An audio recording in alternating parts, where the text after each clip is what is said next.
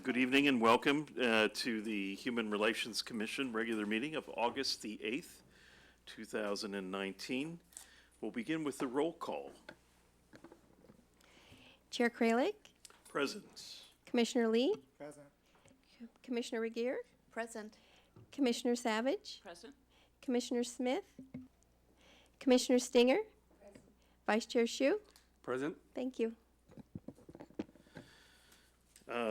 We're now going to call on the members of the public who are invited to address the commission during this period that's reserved for oral communications.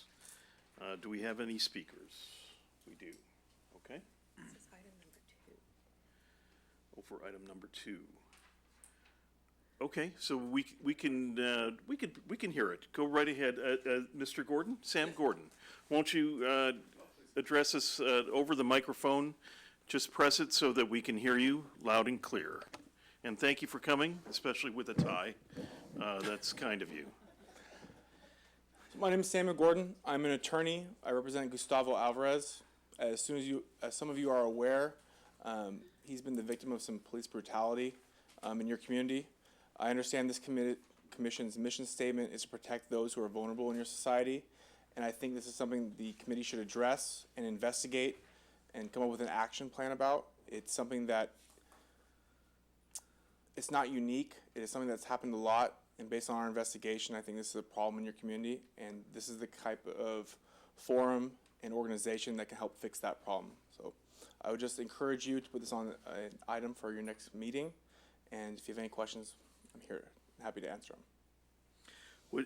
I think it would help in your statement if you'd give us a little bit of the background so that members of the public listening could be informed of your thoughts about this. So Okay? a civil rights complaint has been filed on behalf of Gustavo Alvarez. He is a member of your community. He lives in the Buena Vista Mobile Home Park.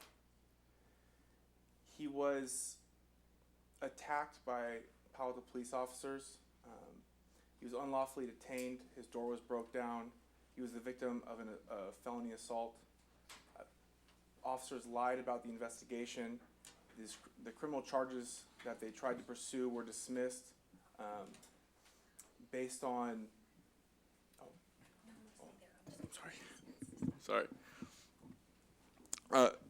The criminal charges were dismissed based on officer conduct and the lack of reasonable suspicion they had moving forward. The case is still pending, but when you dig a little deeper and kind of move forward with the behavior, the practices and policies of your police department, it's a much bigger issue, and it's something that should be attacked on a community basis. This isn't an isolated incident, and so that's why I'm here. I think it should be addressed by a committee like this, and I think When did this occur, Mr. Gordon? This happened in 2018. And when in 2018? This February. February. Okay. And the present status is that there is a The case is pending pending. civil suit. Correct. The criminal charges have been dismissed. Okay. There's a civil rights suit that is still pending. Okay. Thank you so much for coming in. We appreciate it. No problem. Okay. Mr. Chair, just for some brief context, a video came out recently and it was widely reported in the last month or so. We received it. Yeah, yeah. All right. Thank you so much. That's wonderful to get the full story behind it, and I think we'll give consideration. Okay? Thanks so much. So, Chair, our speaker is here from the VTA. Fantastic. So, Karen, The next item is the Transportation Learning Series, presentation by members or representatives of the Santa Clara County Transportation Authority. Staff is going to give the introduction to the item. So we'll turn it over to Minka. Thank you, Minka. Thank you, Chair. So we're pleased to have Karen from the VTA, one of their public information officers, come to give you a presentation on a variety of their programs, and also has specific information on the services and programs for vulnerable populations in our community. So she has a PowerPoint that was distributed to you ahead of time, and after her presentation, she'll be happy to answer all your questions, and we appreciate you coming up all the way from San Jose. So thank you. Thank you. Again, my name is Karen Gauss. I'm a Community Outreach Supervisor at VTA. I'm happy to be here and answer your questions at the end of the PowerPoint. I will be concise and brief. To quote from Hamlet, brevity is the soul of wit. So hopefully my presentation will be lightweight and informative. You, I'm sure, are aware that VTA operates bus and light rail transit service in Santa Clara County. I'd like to tell you some more details about how we accommodate lots of different kinds of people with different abilities in the county, and also some projects that we fund and build that you may not be aware of. So VTA does make a lot of efforts to make transit accessible for folks. We try to have different ways that people can pay their fare. We offer lower cost fares to youth, seniors, and the disabled. A lot of that happens through Clipper Card and also through some apps on smartphones that allow people to pay their fare that way. We are modifying some of our routes and frequencies, and we are also in a kind of a financial bind at the moment, and we're adapting to be more cost effective. So physically on our buses, we provide level boarding and these ramps that fold out on the buses. Likewise with light rail, the platform is level to the train. When you walk in, there is no step, and there's a very small gap. We offer priority seating, wheelchair accessible space, and we also operate paratransit in our county, typically for folks who need to get to recurring medical appointments. And I can provide more information if folks would like to know more about paratransit. Specifically in what I do to provide clear public information, we do a lot of translation of our materials. When we don't have space or it's not appropriate to translate everything on, say, like a construction notice, we do provide a language blurb, and I can show you an example of that says, typically in 5 languages, if you cannot read this in your language, we can translate it for you for free. Please call this telephone number.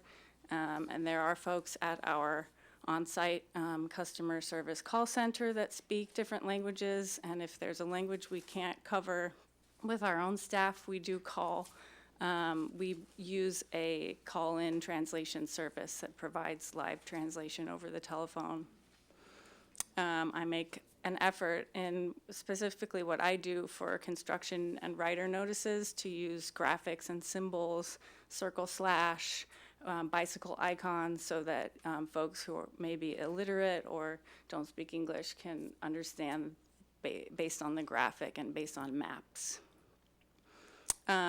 New to VTA, our staff is kind of ramping up to make our website and our written materials accessible to screen readers for folks who are visually impaired and use a computer program to read out loud the website or the materials that are of interest to them. We also do trip planning workshops for youth groups and seniors. So to touch on kind of diversity, inclusion, and just having a nice spirit of not discriminating against folks, we do clearly list out protected characteristics of folks that we would never discriminate against when it comes to job applications or interacting with the public. We update this in our equal opportunity statement that our general manager signs every year. And to this list this year, we've added political affiliation, so you can't discriminate against coworkers or in a hiring practice based on that, in addition to the list that you see here. So in addition to operating bus and light rail transit in our county, we do operate, fund, and build many other projects that you, I'm sure, have seen out and about, but may not know that VTA funds those projects. A great example is the BART extension to San Jose, starting with Milpitas and Berryessa, which should open later this year. I grew up in Milpitas, and I have the largest foam finger of anyone, and I'll be there the day they open that station. It's gorgeous. It has public art, and for the moment, it's spotlessly clean. So I encourage folks to pay attention to that when that hits the news, probably around Christmas time. So the Milpitas and Berryessa stations will open together, and VTA is funding and building the 4 additional stations that will run through downtown San Jose and Santa Clara. And those will take another decade to build. They will have to get out the big boring machine, and it's quite the endeavor. So these are 2 color photographs of the Milpitas BART station on the left and the Berryessa BART station on the right. You may be familiar with the flea market area in San Jose. That's where the Berryessa station is. It's very close to downtown San Jose. The 237 express lanes is a pretty cool project. VTA funded and built all those ramps that go to carry people from Fremont through Milpitas to 237. We operate those lanes. We have a control room at our headquarters where folks monitor with the video cameras how busy those lanes are and make sure the dynamic toll is charging folks the right amount based on how crowded it is. And those lanes will be extended to Matilda and should open later this year. Also around the Matilda area, we're reorganizing a lot of the ramps and the travel patterns through there. We're adding bike lanes. We've closed a little piece of Moffett Park Drive that will turn into a bike-only path. So it's very busy through there. Right now it's kind of a mess, but it should open next year and hopefully reduce congestion in that area. The Tamian station is a good example of one of several places where VTA owns land near a transit facility, and in this case, there's both light rail and Caltrain near Tamian, and in lieu of a very large, half-paved, half-dirt parking lot that is free for folks, VTA can use that land for what I think is a better purpose, to develop it for mixed-use housing and commercial. The details of that kind of thing are not yet solidified, but it will bring more people to that area. Folks will get to live right next to transit. We feel it's a better use of the space, and it should increase ridership. And we're doing that in several other locations. Another project that VTA spearheaded is the 85 Guideway study. So individually, cities like Campbell, Cupertino, Saratoga cannot decide on their own how to use the median grassy area of Highway 85, and VTA as the congestion management agency for the whole county, and we think more regionally, we can build consensus and provide a lot of data and study that area to provide the best option in that case, as opposed to maybe one city's preference for light rail just because they think light rail's cool. It looks like the preferred alternative for this corridor is going to be some kind of bus lane, potentially VTA only buses or shared corporate and VTA buses. VTA has 3 complete streets corridor studies in Santa Clara County. One is on Story Keys, another is the Tasman corridor, and a third is Bascom Avenue. And these are corridors that tend to be automobile focused. Tasman does have the light rail, but VTA is in a really good position to provide an overlaying plan for the area so that as those corridors are improved, they accommodate all modes. And it builds consensus again. For example, the Tasman project crosses Milpitas, North San Jose, Sunnyvale, and Santa Clara.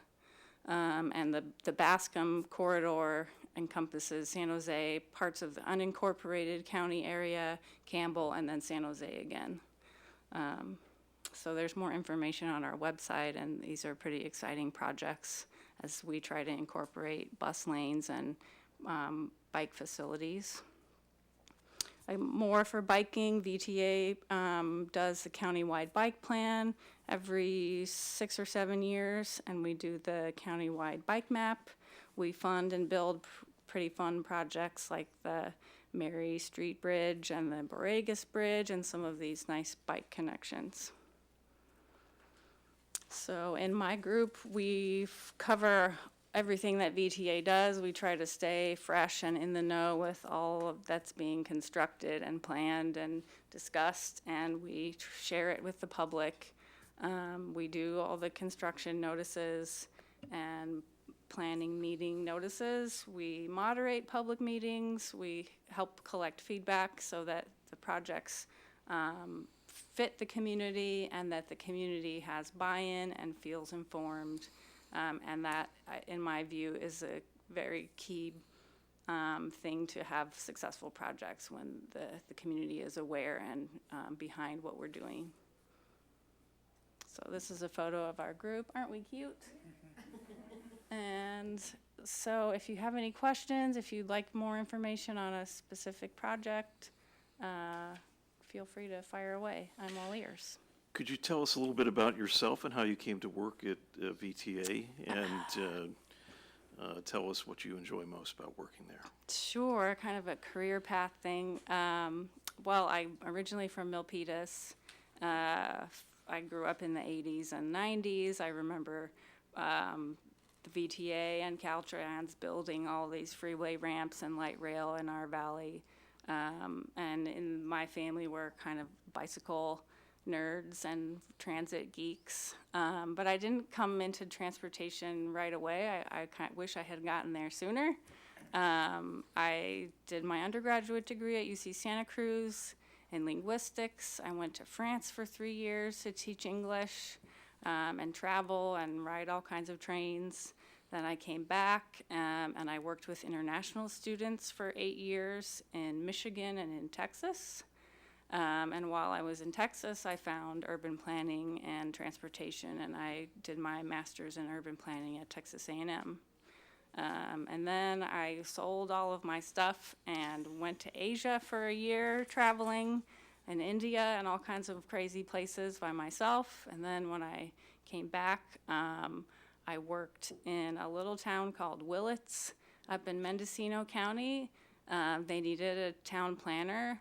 So I did what I could for Willits. They needed someone to write a grant for a well water project.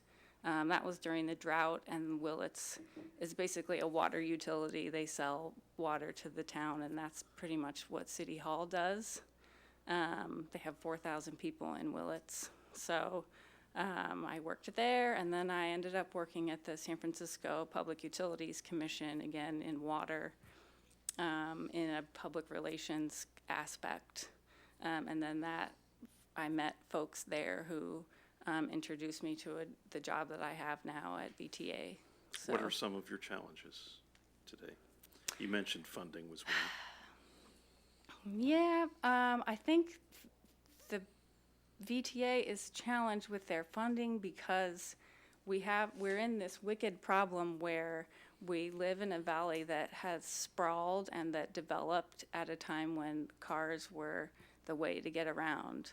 And had we, I think, as a region or all the cities individually, if they had kept their towns very compact and gone taller instead of wider, I think transportation would be a more financially viable endeavor.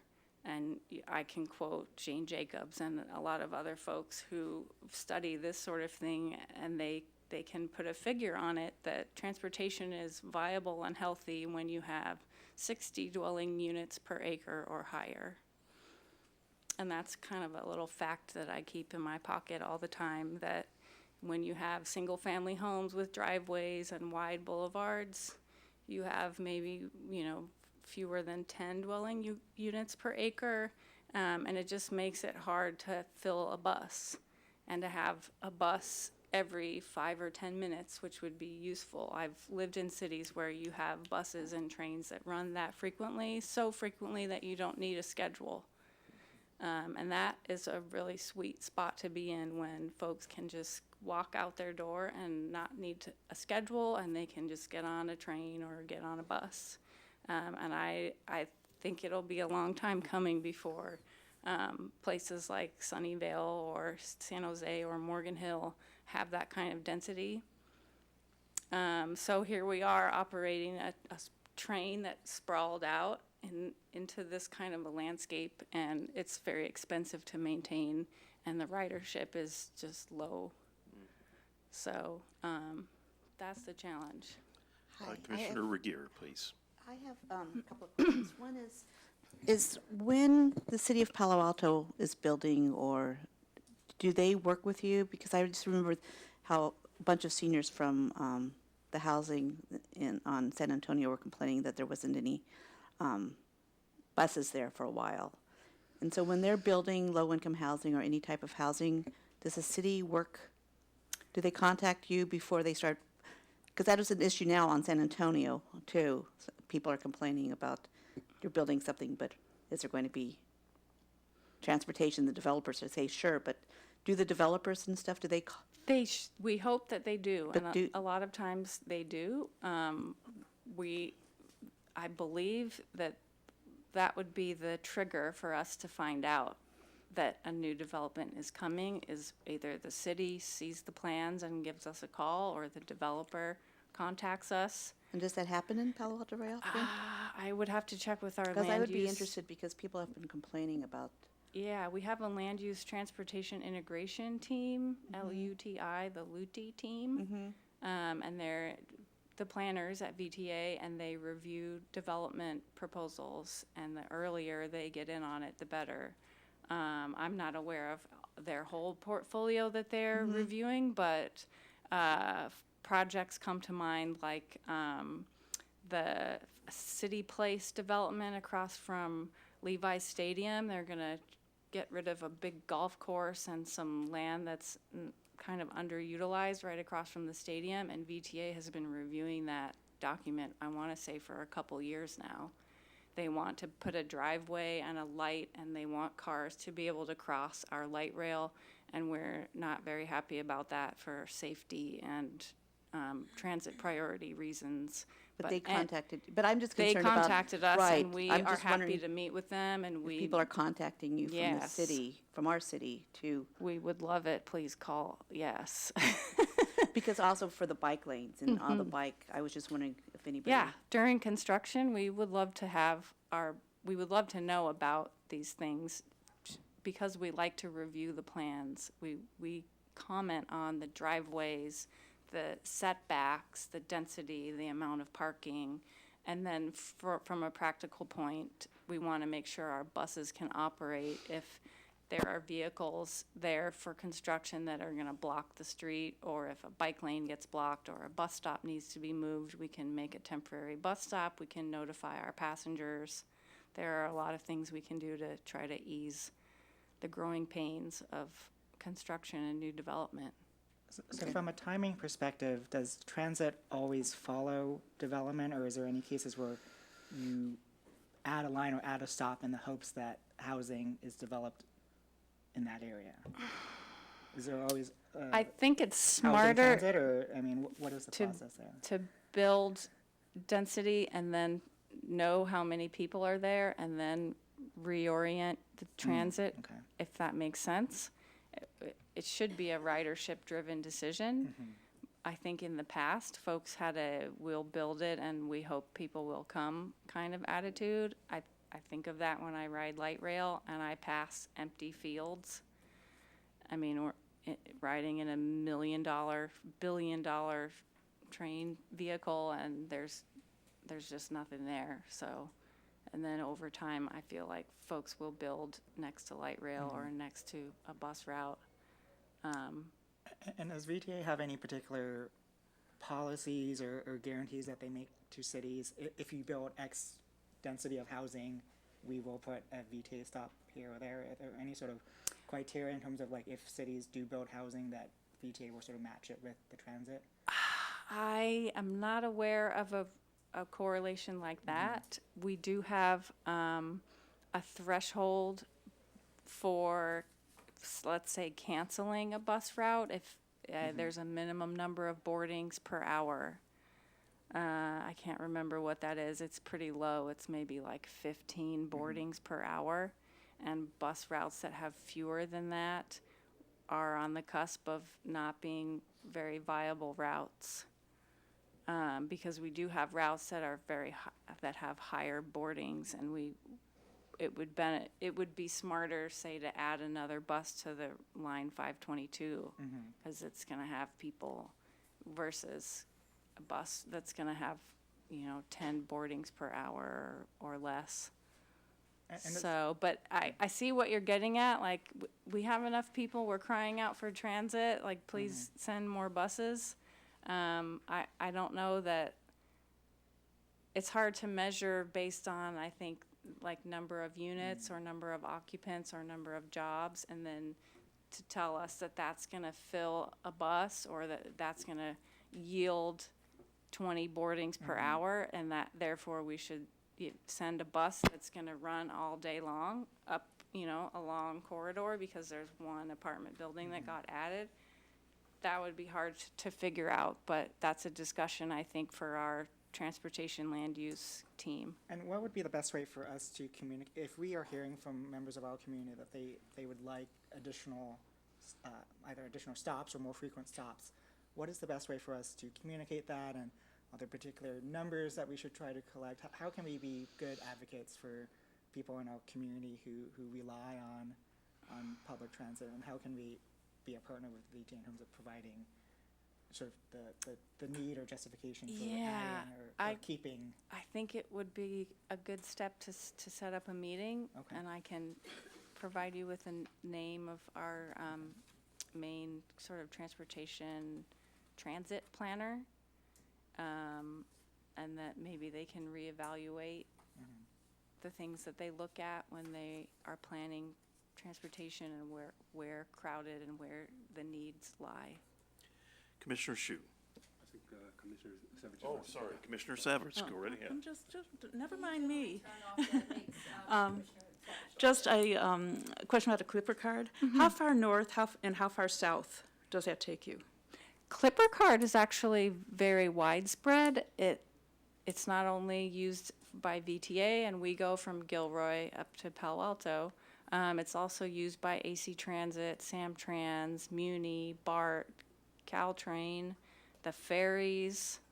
The trolleys. I think the old time Rice-A-Roni trolleys don't take Clipper, but the historic trolleys on Market Street and Muni and BART all take Clipper. So the SMART train up in San Rafael? I believe SMART, yep, in Marin County takes Clipper. Santa Cruz Metro does not. I think So Gilroy is the furthest point south? for VTA, Clipper. not for Clipper, but Oh. for VTA. Okay. I'm not sure if MIST, the Monterey Salinas Transit, they may take Clipper. I can't remember. Okay, Sure. Commissioner Shu. Thank you very much for the informative presentation. I have a very quick question regarding whether we could leverage technology to engage the communication between the riders and the drivers, especially for the senior folks. When, for example, the family member could plan the trip, we could use the smartphone, send a text message. The driver receive it, if we have iPad or whatever device in front of the driver, the driver could remind the senior folks it's time to get off. So I don't know whether I that's think feasible or not. I see where you're coming from, and I like your train of thought. I feel like there is a potential for maybe increasing technology to help folks. The drivers, however, are limited, that they cannot be distracted by a screen Right, as part of the safety regulations. Sure, sure. So they're not allowed to look at any phone I see. while they're on duty and sitting in the chair. So I think there could be ways for technology to remind folks where their stop is. I think maybe if they're planning their trip in Google Maps, Google knows where you are and where you plan to go. And that might help folks know where to get off the bus. Sure, definitely. I was Yeah. using the VTA quite frequently 2 years ago, so I knew how beneficial to the folks commute through it. So, however, for some of the people, if they don't recognize where to get off, they miss a stop. That's a major issue, especially for the seniors. Absolutely. So that's why I reason the question. Yeah. There are technologies that we do use. There are some bus stops that have signage that tells you when the next bus is coming. And I find that very helpful, and we used to not have that. And we do provide a lot of data to Google Maps, Apple Maps, and these different trip planning resources. There's transit app, there's a lot of different ones, so folks can see where the train is coming or where their bus is and how long their trip is going to take. Commissioner Stinger. Thank you. I enjoyed hearing the variety of aspects that you were challenged by.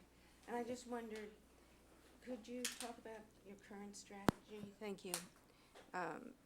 There's highway maintenance, mass transit, implementing new technologies. Where's the balance, or where's the focus? I feel like VTA is trying to spread out and do a lot of different things. We're not only the transit provider, but we're also the congestion management agency for Santa Clara County, and sometimes those two things are conflicting. And I feel like the funding comes from a lot of different sources, and inherently that makes a lack of focus. That there's funding for highways, there's funding for express lanes, there's things that Caltrans wants to do on roadways. We get sales tax money to fund transit, and a lot of times maintenance and cleaning the vehicles lacks funding. And VTA would love to do that, but the funding isn't there. But there's funding for roadways and Matilda and studying 85. So, if you're noticing a lack of focus, you're not off base. I see the same thing. Sounds like it's hard to be your master of your destiny. Yes. I had another question, if I can. What mechanisms do you have to collaborate with other counties? So if my dentist is in Redwood City, it doesn't help me that the border VTA's charter stops at Town and Country. Yes. Clipper card is a really great coordinated effort that you can use the same fare payment mechanism to change from VTA to a Samtrans bus or to get on Caltrain.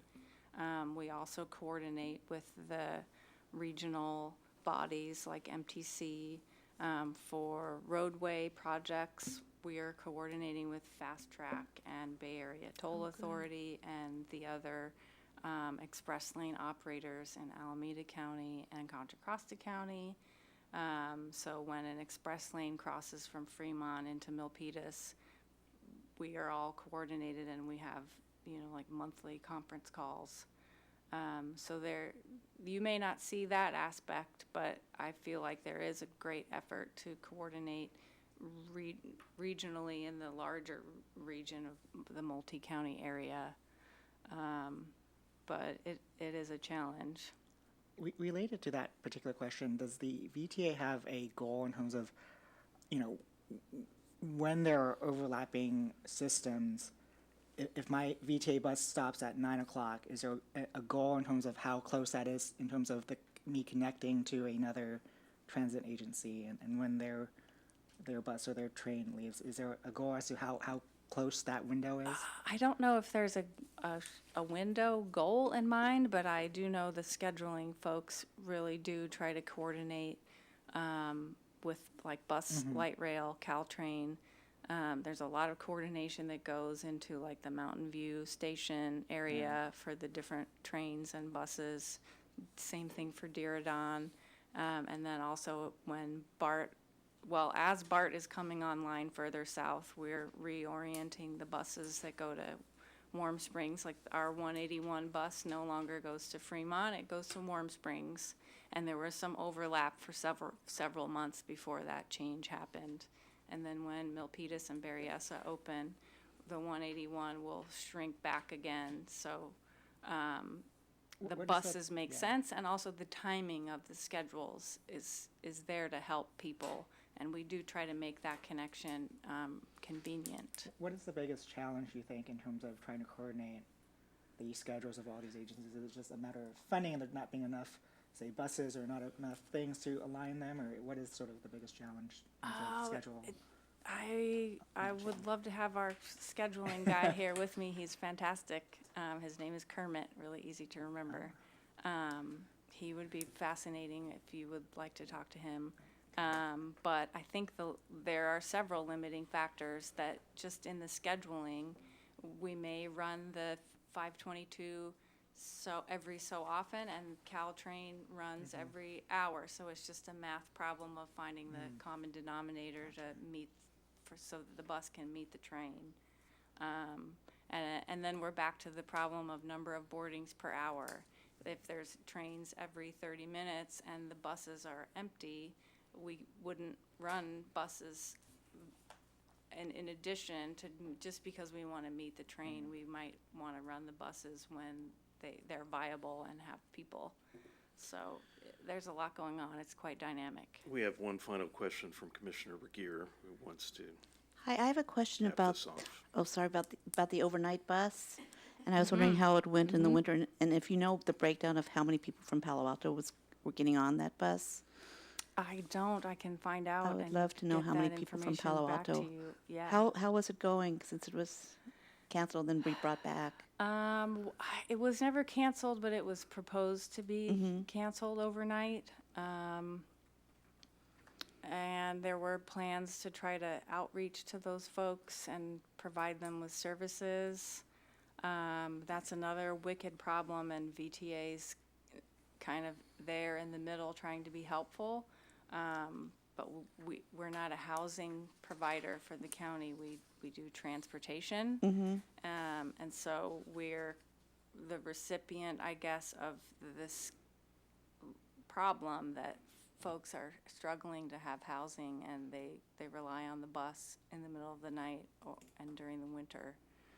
VTA has tried other strategies of opening our park and ride lots to folks who can bring a vehicle and need a place to stay for the night, and that is a tricky situation also. You've hit the most difficult problem I think that we face, and there are a lot of conversations at VTA about homelessness, and it's not an easy one to solve. Yeah, so if But you I can could, get you some data that'd if be you wonderful. need to know I'd like ridership to- numbers at from 3 Palo o'clock Alto. in the morning at Palo Alto, and if who's that's using going it. up and down, who's using it, yeah, I can get that to you. Great, thank you.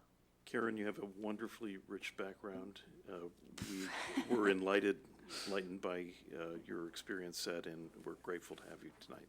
You're Thank welcome. you very much. You're very welcome. The commission will move to the second business item, finalizing initiatives and goals for the work plan. Let me just say that in the July meeting, we rolled up our sleeves and worked very hard on this. And the result was this wonderful table that was produced by our facilitator, which I did not find any errata that I needed to make any changes to. There were members of the commission that were not present at that meeting.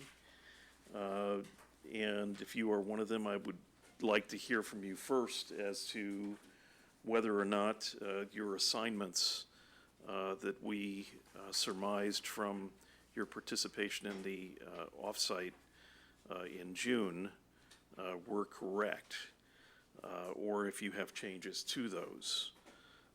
We did our best to reflect what we knew to be leadership roles when absent commissioners had proposed a initiative.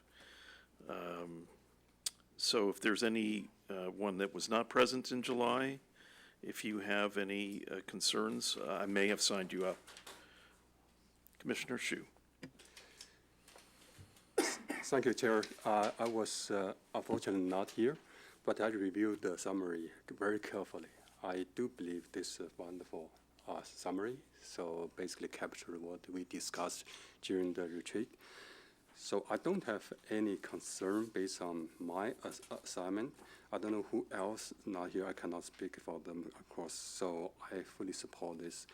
However, when I look through all the initiatives, I do believe we have quite a few. If we could prioritize some of them, that would be, wonderful to help us to focus a little bit more. So just one suggestion. That's it. Thank you.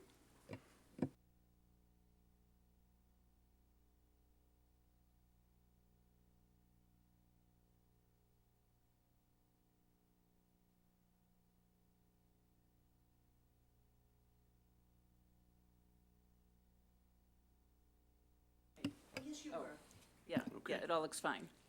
All right, I had originally thought that we could vote on this as an accepted set of initiatives and goals.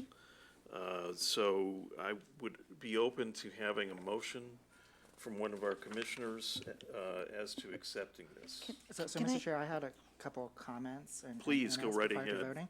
Commissioner Lee. So with regard to the childcare initiative, I just want to make sure that I'm reading the goals adequately. I think one of the things I was primarily interested in was exploring this, the possibility of the city offering childcare at critical community meetings, like city council meetings, commission meetings, things like the Kabuli design process would have been a good example. I know a lot of cities are looking at that sort of model and are starting to adopt it. So that was sort of the principal goal that I had in mind with childcare. I do like the goals, the other goals listed, but I just want to make sure that first one was inclusive of. Okay, so following that discussion, just identify it for our discussion here. Are you on which page? I'm on page 5. Okay, and that would Under be, childcare. all right, and So I wasn't sure if these four I'm okay with the full goals here, but I want to make sure that one of them, my primary goal was to explore childcare at city-related meetings so that folks with kids can engage in the civic and community process. I'm okay with the other goals, but I would that fall into number 2? Could that fall into number 2? Yeah, could we just maybe add that as a parenthetical or a comma there? Because I just want to be clear that that's something that childcare, not only generally speaking, how do we make sure that we have. Okay, what would childcare your proposed parenthetical number 2 read? to include childcare at city meetings and events? Inclusive of childcare at city meetings and events? Yeah, at important city meetings and events. We could say at, Yeah, just general, yeah. at city meeting Got this, Mayor. You got this. and events. Very well. Commissioner Regier, you have a comment. Oh, I wanted to make a comment just in regards to all of these. I think so the question before the commission tonight is an approval of this work plan. So this is an approval of this work plan with the knowledge that you have of these issues at this moment. So in regards to Commissioner Lee's question, I believe that each of you, and as staff, when I read a lot of these and I listened to the July tape, I can say, that's happening, or I can tell you something about that, or I can tell you something about that, or that's not exactly right. So what I just want is that the commission understands that these are your initial thoughts or Gotcha. questions, but as you go into this, you'll be able to say, when this comes to the HRC the first time, and you're able to say, hey, this is my thinking about this. This is what I plan to explore. These are some of the questions that I may have.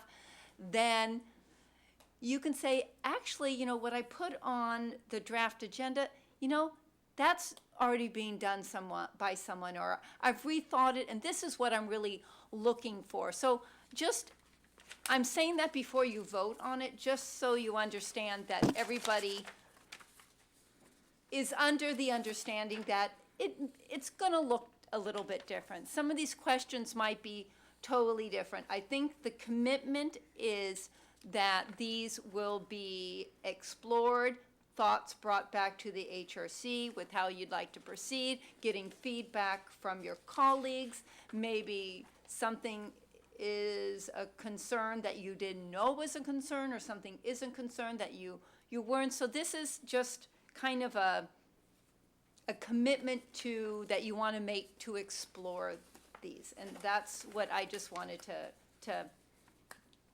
clarify for you all. Commissioner Regier. On page 1, under children, I just want to be clear that the project, it says Palo Alto Adoption of Standards for a Child-Centered Community. It's really a specific initiative. It's from UNICEF. It's a Child Friendly Cities initiative. We apply for, and we, so it's not just a willy-nilly type of project. Since you're leading it, I would be hard pressed to say that it's willy-nilly. I know I'm that, just- that you I mean, you it's just came a- from it's a position of knowledge and strength. It's a process, and it's connected to the UNICEF and UN. That's what I'm just saying, is that Yeah. it's, We're grateful to have Okay, thank you. working on it. Okay, and leading it. Thank you. Commissioner Stinger, did you have any errata, edits, et cetera? No edits, but a comment. I want to follow up with Minka's comment. I think it's great to explore pieces, but some of that feels to me like that's what we should have done going into the retreat. And I think it might help to have 2 levels of a few priorities that we are really committed to deliver this year, and then some other areas that we want to explore, and perhaps we can get some traction on it this year, or take an up or down vote, but that the exploratory topics are separated out so that we know where our focus is and what we really want to put our name on and our commitment to council. Let me answer that this way, is that in accepting this work plan, initiatives, and goals, we have added a page at the end that talks a little bit about the process. And one of the reasons we did that is that sometimes folks felt, in my discussions, that if an issue was simple or could be pushed forward in a straightforward manner, through presentation, discussion, and decision as an example, that we not limit the number of topics. There will be a natural prioritization that in large part depends on the energy and focus of the leaders of each of these initiatives. And it's something that will move forward. When we get into a situation of conflicting time or efforts that staff notices, I think we should be open to discussing it and talking about prioritization. Of course, naturally, many of the projects that we inherit, I'll give you an example, the LGBTQ, is well on its way. And it's well through this workflow. into projects, follow-on projects, meetings, et cetera. And, the end result has shown up in the form of proposals, informal or formal. And so I think one of the things that really helps is that we get informed about an issue. And so I think we should be very open, especially if we have an initiative, to having sort of like the presentation available as a start. And then if it appears that we have broader issues that we would get into, such as projects, then that's something that we could add. If you look at the list itself, you'll see that there are some spaces where there's no project identified at present. And so that will give you, a present hint as to some of these initiatives are not that far along. And I think that's kind of the natural thing.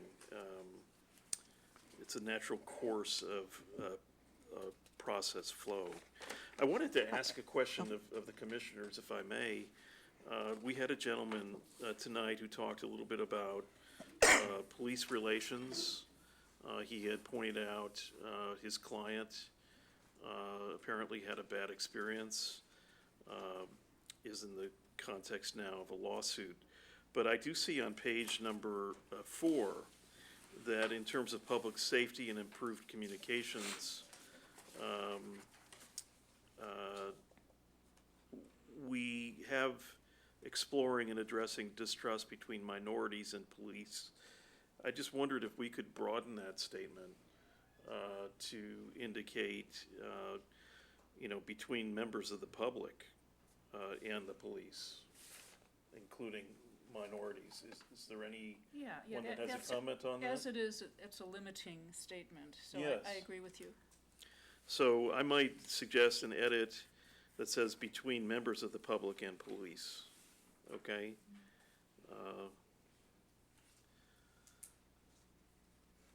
So that was my one edit. Commissioner Lee. I did want to ask, I want to echo the vice chair's concerns in terms of just how lengthy the work plan currently is. And admittedly, quite a few of these are things with my name on that. So I'd be very interested in the chair's thoughts in terms of what the scheduling process will look like and what the current schedule looks like for the rest of the year. That might give us some context in which to gauge, do we want to approve the entire work plan? Do we want to streamline it down a bit? Do we want to prioritize it? I think having a sense of what the current schedule looks like for the next 12 months, as well as what the chair envisions the process might be in terms of, if we have a straightforward presentation, how and when we could put that on the agenda versus a more complex thing. I think having that discussion might help illuminate what we want to approve in terms of the work plan. I would answer that this way, is that I never envisioned this document as being the work plan. I envisioned it as being a list of broad initiatives and goals, with the work plan coming from the specific projects that are present. So it's broader than the work plan in essence. And I envisioned it as an exercise in identifying issues that we could communicate to the public as being initiatives of the commission with specific goals of the commission. Now, the work plan is something that develops from it. There are projects on here that would go on a work plan, but if you wanted to add a project to sort of change the prioritization, I think that's something that would come through the leadership team and staff based on your proposal. So, as an example, let's just suppose that there was a meeting of the LGBTQ needs assessment group, and you would basically say that I want to put that on the agenda, and we have in mind for these specific goals and projects, 3 meetings this year. That's something that Commissioner Lee and Stinger would communicate up through the commission and staff. So I don't want this to be a limiting document. I want it to be a broad statement of initiatives and goals. And in terms of the projects, those are things that are presently identified for active work. But if there comes a time when you want to add a project to change the prioritization, I think that's something that we as a commission should Can I be say open to. something? I think as, because of the number of them, and I realize that they're not all listed, I think as staff and for the operations of the commission, my observation would be that it would be helpful to me, as we did last time, to, if we can't say, I want to come in October, I'll be ready in October, or a quarter, but, because what's hard and what doesn't feel good to many commissioners is at the end of the meeting saying, this is the time I need to tell them that I'll be ready in 2 months. And I think it'd be helpful as much as possible if folks can look through their items, and however mechanism that the chair thinks is appropriate to do so, to have some kind of indication. Is this in the fall? Is this in the winter? Is this July? And so forth, so that people can anticipate when they should be ready. And then there's this feeling of, I gotta be there, that they have to make a statement at the end of the meeting to get it on the agenda. So that's an observation. What the commission chooses to do with that, that's the will of the commission and the chair. So in the, let me answer that if I can. Sure. In the public safety item as an example, where we're talking about this, Commissioner Savage and Smith are on that. My thought process would be that those two commissioners would communicate with staff as to, what they might plan to explore and address distrust. Do they plan a public meeting at the Art Center? Is that something that they would like to do? And so they would raise that with staff. And at that point, they might say that we're targeting, a December date for a forum. And we're going to have these 3 speakers, et cetera. So then those, if you will, projects would then come into the commission for consideration. I think I was hoping as staff that there's at least some pre-estimate of the commissioners being able to say, this month, I think I'll be ready to talk about it for the first time. Because if I'm the arbiter of getting commissioners' input between meetings of when they want to get on the agenda, I would say that would be a challenging process. I think prioritizing your work, as you all know, staff definitely has an input on that, but that's, I think, more as things come up every month, and I'm not sure what you're going to come with at the end of the meeting. I think if you have this idea and being able, with the best of intentions, say, either you do this during a commission meeting, or you send me, after tonight, you send to me, and then I review that with the chair and the vice chair and say, yes, because if you're just coming to me, I might get 5 for November and nothing for January. So I think if people can let us know when they think they might be ready for the first time, if they think it's complex or simple, and then as the leadership team, we can say, hey, this is, we created a document kind of like Commissioner Stinger did last time. This is, we had 7 for October. Hey, Commissioner Lee, can you go a month later? Or something like that. That's what I would suggest for your consideration. Or, and did you give an example of this? So under the Parks and Rec initiative, Commissioner Rager and I met with Kristen O'Kane to talk about some of the initial work that they're doing in terms of exploring ways to ensure that our Parks and Rec programming are more inclusive, both at Rinconadapool, but also just summer and school day programming. And she had indicated that likely those initial draft plans might be ready sometime after October. So the general timeline on that would be perhaps November, December.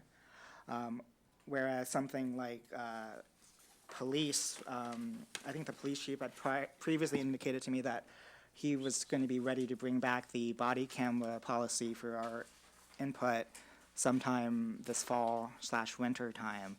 So having a sense of when things comes up gives each individual commissioner working on a project, as Mika indicated, some predictability of like, okay, yes, we will get to it in this 2 or 3 month time frame. I can prepare in advance, have it ready. And so I would be supportive. I would only be comfortable approving something tonight if it included some sort of time frame, whether it's, doesn't necessarily have to be specific months, but if we can give 2 or 3 month periods to each initiative, that would give me some comfort that this is, everything that we're taking on is more manageable. So.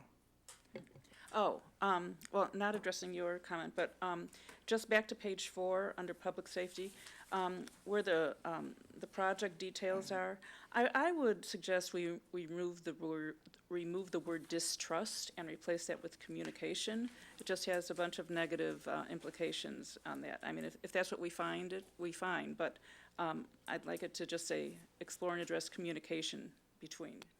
Okay, may I ask a question? Oh, I'm sorry, Commissioner Regier, go right ahead. I was going to ask a question on page 6 at the bottom. If anyone recalls this need assessment informing building choices of the city, who was the commissioner that proposed that was mine, and that sort of came out of the LGBTQ work that Commissioner Stinger and I did, but it applied across all of the topical areas that the commission addresses. You know, we often find in presentations like we have today, well, not this specific one, but in other presentations, we often hear from groups about the need for space so that they can provide the services and programming that targets the populations and communities that our commission is particularly concerned about. So as our city starts planning for things like Carberly and other spaces, I think that's an opportunity for our commission to weigh in and advise council and say, we have seen and heard that there is a need for X or for Y. So we hope that they will reserve or take that into consideration when they build out or program those spaces. So that's what that Actually, item I is. had a different take on it. Okay. Maybe they're complementary, but I was thinking about our strategic priorities when we look at something like CDBG or HISRAP, that it's been about 5 years since there was a in-depth needs assessment of the community.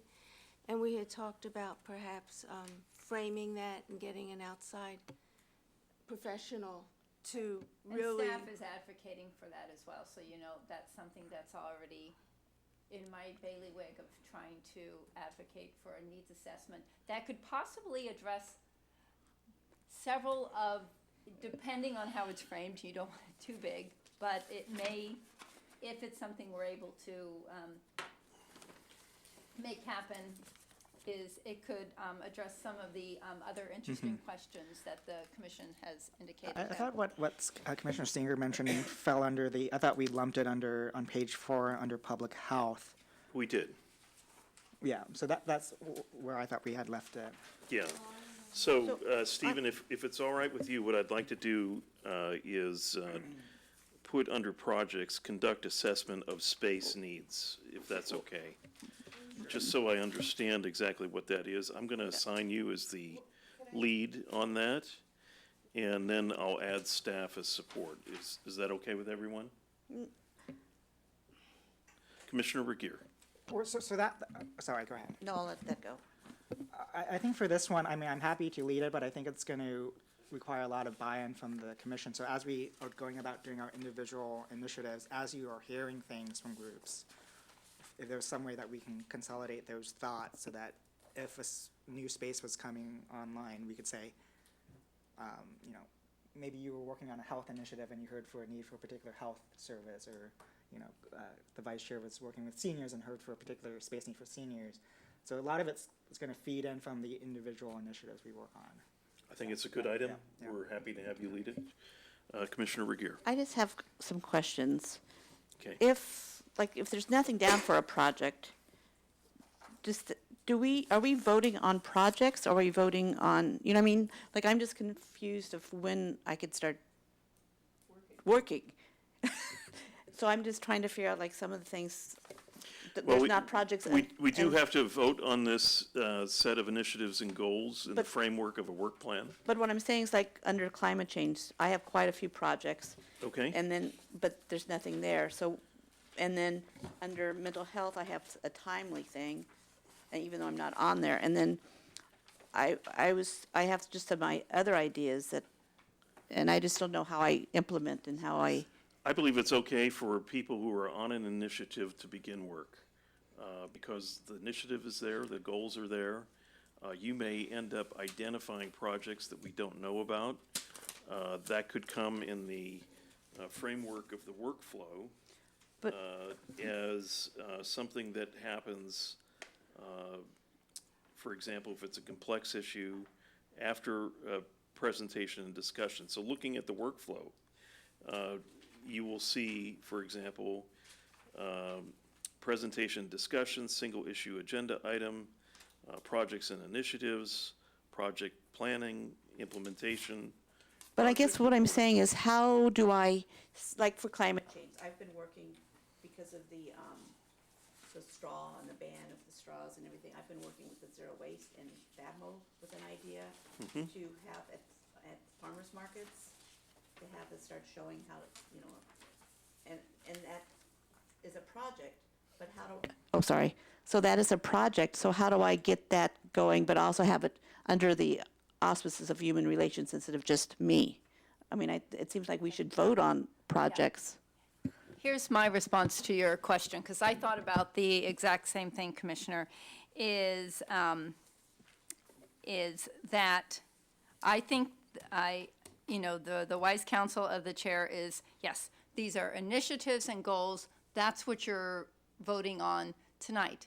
As I mentioned earlier, you're going to come into some of these things and say, some of your assumptions were wrong, some of them were different. How I see this, because what's happened this time is usually what happens is with these kind of goals and initiatives, there's this, as did last year, there's this filtering that takes place that, is this within the realm of authority of the HRC? Do we have the bandwidth to take? There's these filters that take place. And I think this year how it may look a little different for your consideration is how I see it is that you have all these broad range of ideas. So then you have your area, climate change, and some projects you're thinking of.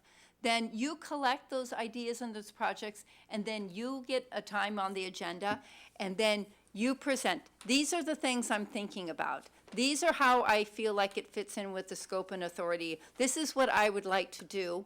And then people can ask you questions. You can refine it. They could, possibly say, I have concerns of that may not fall within the scope of the HRC, or I'm not sure if we have the time to do that all. There's still some refining that happens. I don't think this was a call that, all 75 projects that people have, that it's just going to happen. That's what this first step is you have these initial ideas, you have these thoughts, and then it comes and you do a presentation and discussion. And the result of that discussion could be your charge to go forward and say, I'm going to do A, B, and C. So there's still that refining that happens when you come back to the HRC. Once you've explored any of these areas, you're going to come back for the first time and say, hey, I've explored it. These are my thoughts. These are what I'd like to do. Let's chat about it. You get the buy-in of your fellow commissioners. You might get some challenges. You might get some great jobs. But then at the end of that, they said, okay, we are charging you to go forward with that. That's how I envision it. Can I say one more thing then?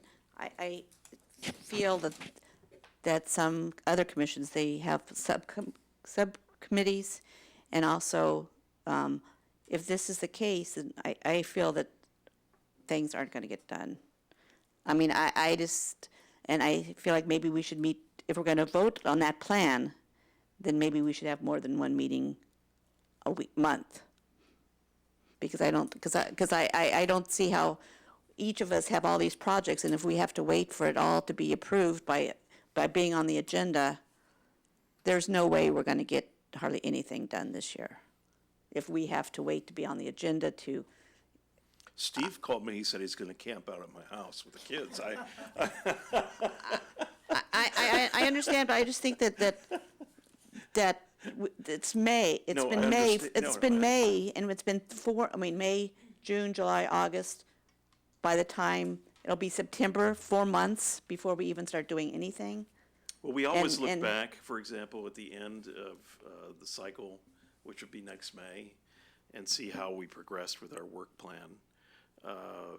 You know, what I think is really important is information and exposing this group to informed information about a particular initiative. But this is meant really to give you the green light to start work on these initiatives and goals. The other thing is I like this format. I was going to ask that someone rewrite it, but I don't think we should. I think we should publish this particular chart, and then if we, move forward on that chart and projects get identified, we can update the chart, and we can vote to update the chart if that, or initiative or goal. We could indicate, for example, that after reviewing and discussing it, Commissioner Smith and Shute have decided that, the community connection loneliness item is something that we can't address in this particular year because of X, Y, and Z, and we can remove it if we need to remove it. So it's meant to push us forward. That's kind of how I see it. But I think there's a good reason to have a green light, but I also think that we need to understand what the green light is, what the rules are. I mean, I think that as a commission, we need to think about our name being on things, and do we all agree on this? That's why we're here tonight. If your name is on something you don't want to be on. No, but like, for example, the community connection, there's no project, but I have quite a few projects that I think would be great on this. But I think that That's something that we can hear from you, and we can update. There's commissioner updates, commissioner reports. But my point is sort of like what Mika was saying, is that I think that a green light is great, but you have to understand what it means. Like If there's a maybe specific project that you have in mind, then at that point, you can present that to the commission, and we can say we'd like to have that as the subcommittee. The difficulty we have is we can't have too many people discussing things, unfortunately. We have limitations under the law about how many commissioners talk about different things. And so, I guess I'm looking, how do we do the seal of approval of Human Relations Commission when it's just not a Patty Regier project? You know what I'm saying? Like, how do you get, I mean, to provide, Go ahead. I mean, as an example, last year on our work plan, we said that we wanted to do a series of community conversations, right? And so I don't think we actually voted on the work plan, but, there was some understanding that we wanted to do community conversations. The specific community conversations were great, but the commission never actually came around and voted to say, yes, we want to do a community conversation X topic, go ahead and use our name. Whereas there were other times where we actually agendized items where there's this community event we want to be involved with, let's vote to put HOC on it. But in that example, I think in retrospect, there was concern by some commissioners that those individual ideas didn't come Exactly, forward. yeah. So So I think that's the issue we're trying to figure out. Is like, let me if we have a lot let me of- ask the former chairs to give their impressions of this issue, because I think it's important to have their perspective. Commissioner Savage? Yeah, well, first, Commissioner Regier, you sound a bit overwhelmed. No. What, no?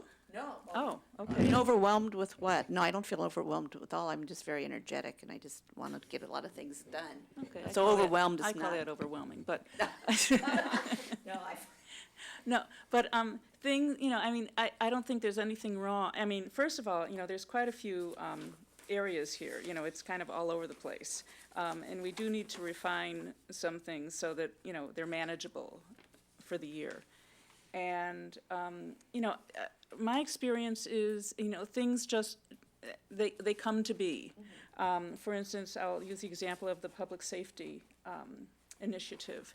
I envision Commissioner Smith and I going and talking to the chief, seeing what he has to say, bring those comments back here, and then, depending on what is said, we go forward. There's a lot of unknowns in all of this, but just if we begin the basic work, it will fall into place. Trust me on that. Commissioner Stinger, your thoughts?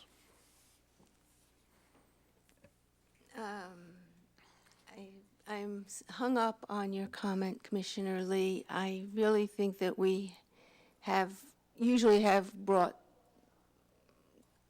projects back to the full commission for approval. And I think that's really important, because the name of, even if an individual is taking something forward and making good progress, it's the name of the commission that's up front and in public. And so I feel like we need to have that, some routine scheduling and know ahead of time, so that we don't come up with an October meeting with 10 topics on it. And we certainly don't want to micromanage, but we do need to be concerned with our image. And There's a level of trust here. There's a high that level. people who are on these as leads and supports will communicate with the commission. The difficulty we have is that, we don't want to stop work, but we do want to, kind of promote a communication at meetings. And I think there's a couple opportunities. One is the commissioner reports is a great opportunity on the agenda, because any commissioner that's a lead of an initiative can say, on the Complete Census County 2020 initiative, I met with Commissioner Savage, and we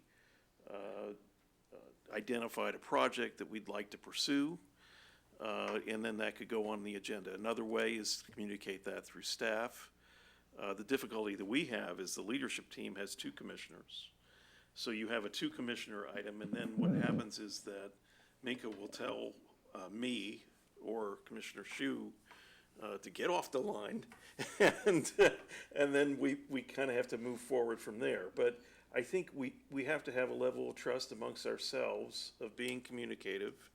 If you have a specific issue on climate change and you're proposing some policy related to plastic versus paper straws, and you've identified that project, and you could either stick that on the agenda with staff and have a speaker come in and talk, or you could do that through the commissioner reports. The trust item is that we ask that you do keep us all informed, so that, any kind of misunderstanding about approval of direction does not develop. I think I the think concern there's with a- doing it at commissioner reports is, since that's, that's not, you can't have a discussion, you can have a statement, but if there's a work plan item and Commissioner Savage says, well, I've been working on this and I'm doing this, this, and this, and this, and everybody's going, whoa, we like the general topic, but we have a concern about that, and we'd like to discuss it. During commissioner reports, that can't happen. So I think what Commissioner Stinger was saying is, if someone's doing something in the name of the HRC, what is the agreed upon process that you have decided upon? And I thought it was this, to bring it back and say, hey, these are my thoughts, I'd like to do A, B, and C, and not, hey, I'm doing A, B, and C. That's an Absolutely right. observation by staff. No, that's absolutely right. And you're much more limited, as you've mentioned, in commissioner reports. You have a broad perspective in terms of discussion that you can gain through the input of other commissioners when it's listed as an agenda item. And that also can happen through information. I think the final slide here is meant to do the following thing. It's meant really to challenge ourselves to operate from a base of information, to operate projects from, a perspective that's balanced on both sides of an issue. It enables us to move forward with a decision and maybe an action step. Commissioner Stinger. I think maybe we need to approach it from both ends. I think this gives us license to put together an information base and direct our activities from a knowledge base and from familiarity with the community. And at the same time, I think we need to be conscious of of bringing things to the commission for discussion and review, even on a logistical level. I mean, I can see Commissioner Lee and I having a plan to have meetings in September and October, and they may demand a lot of background help from the staff.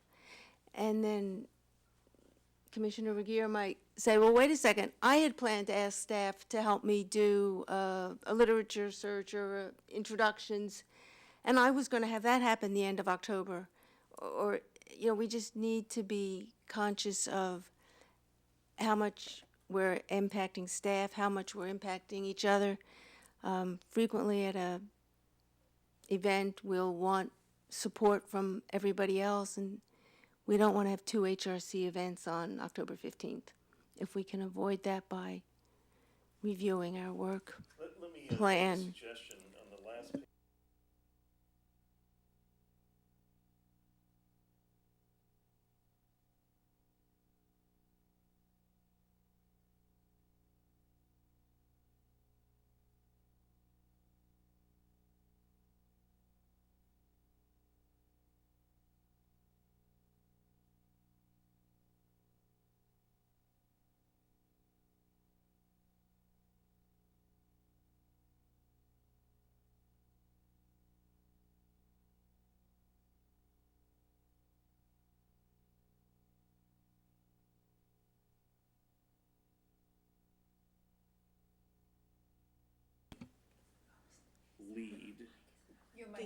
Which may lead to refinements to the work plan throughout the year.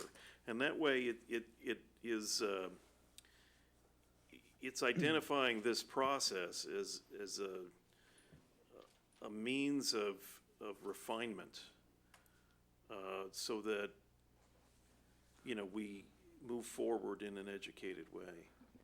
I guess my concern is, I'm fine with the workflow as is, but let's say I have 3 straightforward and 2 complex initiatives that me and another commissioner wants to bring to the commission that requires either discussion or action on something. I'm just having difficulty anticipating when each of those 5 items would actually get agendized. And so, typically the way that I've operated is I would, I have a list of things that I would suggest for next month's agenda, but that's kind of very ad hoc and disorganized and doesn't give staff or the commission any visibility into where I'm thinking and, what we're working on at any given time. And so I really think we need to think more critically, like, how do we schedule things? How do we divide time up? I mean, throwing some ideas out there. Maybe we say, there's 7 of us. Maybe at each meeting, 2 commissioners have half an hour, and so that means each commissioner has an agenda item every 3 months or something like that, and you can pair up with folks to combine your time or something like that. Or we say, this month is dedicated to this topic area, so be ready to have whether it's the beginning of the straightforward process or a complex process. I feel Is like there we a need. present issue that you have? Well, I mean, I have a bunch of things that I'd love for us to discuss and take action on in the next couple of months, but I just don't have any sense as to how and when we should schedule them, because we have so many things to do. Can I just, So that's what I'm struggling with. we're talking kind of not knowing, and we're trying to make a plan without knowing really what we're dealing with. I mean, for example, it seems like it would have been much faster for us just to say, okay, if we're going to vote on this, complete census county, that's Stinger and Savage. What's your project? Then we know, do we need more information, or can they just start? Children, Patty, Regier and Lee, community connection. You know, I mean, it seems like we could just go down very quickly and see what the projects are and see if it has to be on the agenda or if Yeah, we. no, that's not what we're doing tonight. Tonight, we're basically finalizing initiatives and goals. But what I'm saying is, we're talking about projects in some ways. I And- think and- that has to be discussed by the people on an initiative. But what I'm saying is that we're talking about the process of approving projects right now. That's what you guys were all discussing.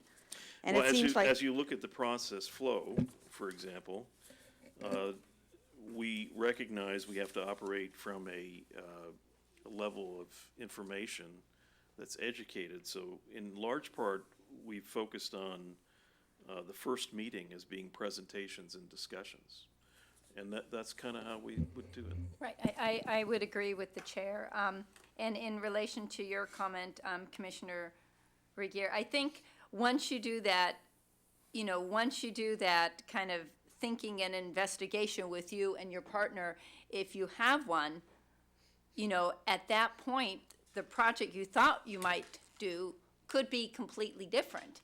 And so I think that some of you have something in mind, but that might change once you do investigation. So I think what the chair is saying is, yes, we have these initiatives, you have these thoughts, you've kind of said, this is what I kind of want to accomplish with this thought, but I think I might need to know a little more about it to tell you, hey, this is what I think the HRC should consider doing.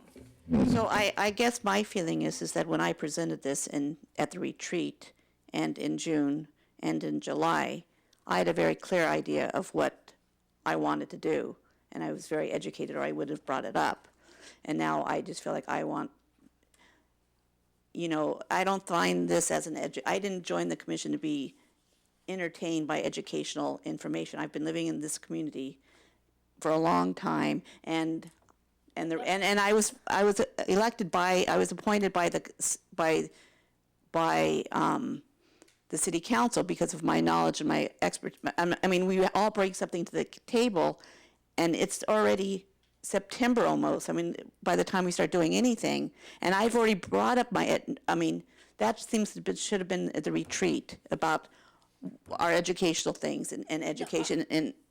Yeah, I would just look at it a little bit differently. How I see it is not that you're saying, let me tell you everything I know about it. It's like, based on what I know about this is what I want to do and plan on doing and answer anybody else's question. But your end goal is not to educate everybody about your topic. You still want to have impact on these specific projects. So the goal is not the education. The presentation is to be able to say to the commissioners, this is what I'm doing, this is what I know about it, and are there anything further? Because most of these don't have projects, or if they have projects, they're extremely vague. Well, let me try to build you up a little bit, Commissioner Regier, and echo your thoughts about being appointed. We're happy you're here, of course. One of the things that we did at the retreat was we listened to your initiatives. We listened to your goals. We identified you as a leader and or a support person on those. And so I think once we do that, once we vote on this document, you should feel comfortable that we have adopted the initiatives and the goals and the projects as listed. And also, you should feel comfortable that as you begin your work on those, through this process that's identified on page 7, that you may want to communicate to us some refinement, which, based on that process, we're comfortable considering. So I think we want your voice to be heard in that regard, and I think if we could vote on this tonight, But then I think it would be heard and we would acknowledge it. I'm It not- is I'm not August, but I would say this, that, you know, you've hit the ground running, and this would enable you to keep running. It's a Okay, great I plan. guess my other comment is that on the community connection and loneliness, I do have some projects ideas, and I would, since Smith hasn't been here since our retreat, I would like to be part of that team. A committee of 3 is workable. Okay, Or we could also ask, we could ask Commissioner Shu if he would like you to take his place on that. How would you feel about that? No, I don't, no. Well, let's ask and get his input, because I think sometimes if you have committees of 3, many people are, you know, they have their own outside work and activities, and he was not here for the last meeting due to summer vacation and travel. So would you feel comfortable, Commissioner? No, I no, would feel I'll say I'll welcome. pull myself off then, because I think you would have a tremendous impact on this. I wasn't meaning to eliminate someone. I was just trying to help implement. I would not want, I'll withdraw my wanting to be on it if you not on it. So I haven't spoken a little bit yet. So let me give some my thought regarding the process. In the retreat, we identified our initiatives. In July, so some of our commissioners came together, discussed the initiatives, you know, come up with this comprehensive summary. Then, in this meeting, we are supposed to approve the initiatives. So the commissioners associated with the initiatives can start work on it, bring back the information to our staff, then communicate with the leadership. So we will put on an agenda. For example, like Commissioner Lee mentioned, you know, we can allocate 30 minutes for each team, or maybe we can put 5 topics, each 10 minutes, with, you know, which would allow us to present the information we collect. Then, you know, all the commissioners would give some feedback to approve a project, move forward, you know, make us, you know, on the same page. I understand, you know, Patty's concern. You know, if we don't have the formal process, how do we know the project we are working on? How soon we can get started? So that's my thinking. So I don't know whether that's conflicting with Chair's. Doesn't conflict at intention. all. I So how think, about Minka? Would that I don't think it conflicts at all. At this point, what I would say to that is, if we can accept this document as our work plan, and I have, you know, several changes that we made. I can go through it. It's on page 4 in the project of public safety. We're going to list the project as explore and address communication between members of the public and police. In page 5, Could I ask that I be added as a third to that committee? you can. There's nothing wrong with that. Okay. Back. The one thing I would say is that we would probably want to list you as a support role, if that's okay? Yeah, that's what I meant. Okay, That's a third. that's So- fine. So I have a question back to my community connection. I have a next back to my community. Would you let me finish this particular thing that I'm listing? Just Sure. unless you have an item that you want to edit. Well, I did want to edit this. Okay, back go to my right ahead. Back to my other, about Go right Smith ahead. and Chu being on the lead and support. Okay. And your suggestion that he gets eliminated. Didn't you say that he got taken off if I was on here? I would never eliminate the vice No, chair. no, no. What would you say? Didn't you? Well, because Patty wanted to be a third person And you on that. That's right. I said I would approach him to find out if he would be open to that and/or, trading it out. Right, and. He hasn't commented because he wasn't here when he was identified. I don't want him traded out, but notice that other places you have. Your microphone. I was just saying that, back to that same point, is I don't know why he had to be traded out when other member interests have two people on. The goal of having two people on an item, was twofold. One, so that people wouldn't be overwhelmed. Second, because if there are two people on that item, then the entire leadership, the chair and the vice chair, could discuss a matter. In that particular instance, Sorry, point of because Commissioner clarification. Shu is one of the vice chairs, it wouldn't make a difference. So if you would like to be on that as a support person, we would be open to Right, adding that's it. what I just didn't want him to be, I wanted to be included, not have someone eliminated. Okay, so do you feel comfortable adding yourself to that one? The community connection? Yeah, Yes, yes. okay, and Just a point of clarification, Mr. Chairman. Having a you can committee call of. me, you can call me Gabe, or, Point of clarification for something the chair said. So having a committee of two, under your interpretation, doesn't necessarily mean the entire leadership team could be involved, because that's still four. My interpretation is that, in terms of agendizing, that's not an issue. If you were to actually discuss the issue, then that would be an issue. But in terms of putting something on the agenda, having a committee of two plus two on leadership does not prevent you from discussing putting it on the agenda. right. That's correct. Right. But That's if right. there's a Of discussion the that's a substance. little bit Yeah. further, what have they been working on? Sure. If it's like, should we Yeah. do blah, blah, blah, should we have it this month or next month, then But in that's terms of not a just brown saying, out. hey, But if hey, you're leadership, saying, you want it on hey, the what have they agenda. been working on, tell me the information, oh, I thought blah, blah, blah, then Yeah, that becomes a yeah, concern. Yeah. So really, there's less of a need to have a committee of two versus three. I'm not saying the need for two as opposed to three. Correct. Okay. If you're thinking specifically of Brown Act There's issues. no Brown Act issues with There's no having- Brown Act yeah. issues in a committee meeting until you get more than three.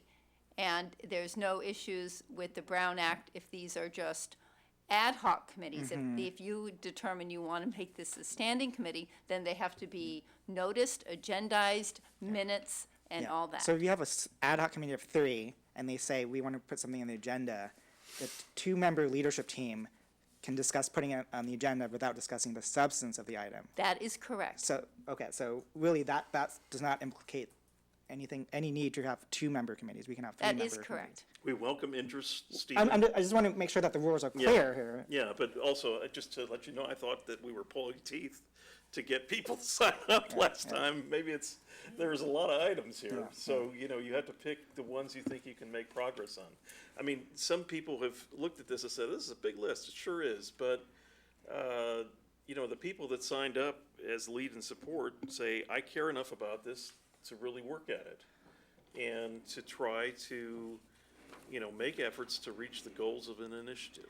And that's what you're doing. Yeah. So You sign up. Yeah, so I'd like to suggest that before we approve it, if we could just go through the initiatives really quickly and assign maybe 2 to 3 month time periods in which, during that 2 or 3 month period, that item would be given priority in terms of agenda setting, assuming that there's nothing like that we're required to like. Let me do this. 'Cause I think- Let me first get the present document as edited by our discussion on the table. And then I'm going to call for a motion to see if we can accept it as is. Because I think it's going to take us a long time to get into timeframes. And I think that's not something that I anticipated discussing tonight. We've had a lot of opportunities to talk these things through, but that sounds like that might be more than we can really Yeah. If there are some items that are shovel-ready, would we be able to add the timeline to it tonight? And as we go along, as folks do work on it, they're like, okay, well, it may be shovel-ready 3 months from now, so let's update the work plan to include that time frame. Because there's some items here that, I'm not prepared presently to entertain a discussion of timeframes because it's going to take us too long tonight.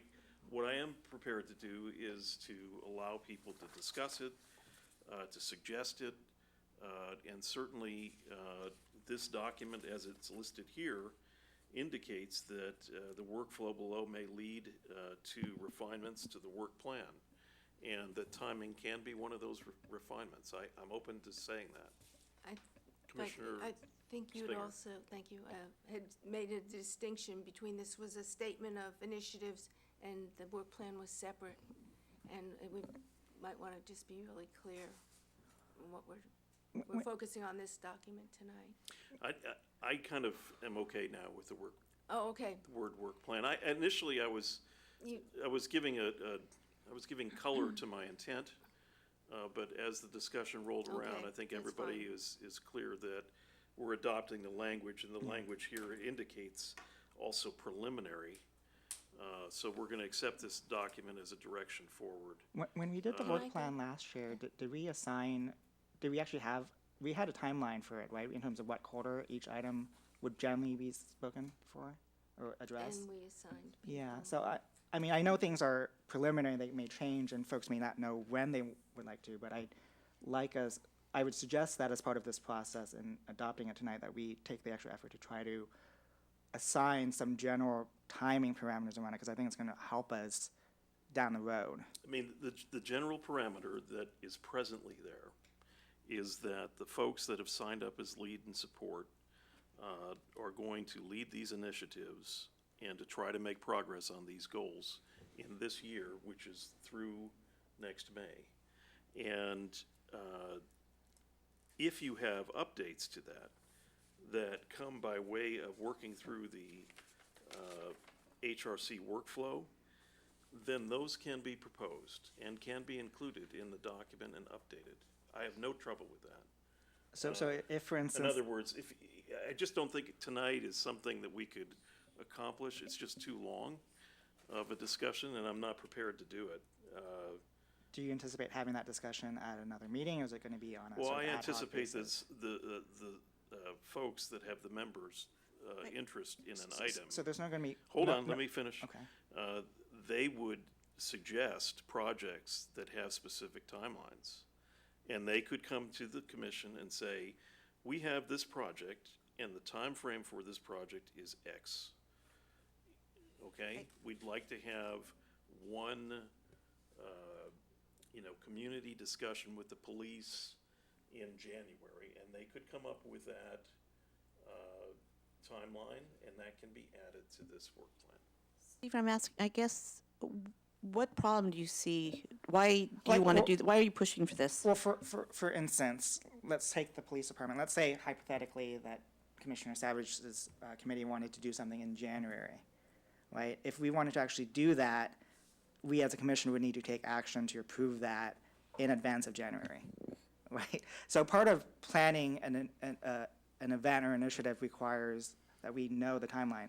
On some of the issue-specific ones, like homelessness, I'm not anticipating an event, but more of a discussion and a recommendation to council on something. And so if I knew in advance, I could bring this up in October as a straightforward proposal where we do a presentation, we discuss a specific recommendation, we pass it, we don't pass it. That gives me some visibility in terms of, yes, I need to have all my ducks in a row before October. Or if I'm working on housing issue for That's something discussion. I think you have to do as a subcommittee. And the point that I would make to you is this, that if you leave it open at present, let's suppose you have a wonderful speaker that comes across on a particular issue, housing or whatever it is, homelessness, and that person is available to us, then we can agendize it and push forward an initiative by having a presentation. I mean, my experience in the past is when things have come up last minute like that, it's been very difficult to agendize them. I somewhat, I understand I because don't know how to suggestion- speak to that. Let's have input I from was gonna- Commissioner Stinger, because she was the prior chair. Where I was going with was our meeting flow tonight, and I think it would be ideal to have times and projects and specification, but I think we have neither the time nor the information to do it, and I was going to suggest that we do the edits, vote on the initiative, on the package, and take it as an assignment to each chair to submit to Mary, to staff, our rough timeline, and we consolidate that, and then we can really see something in front of us in September.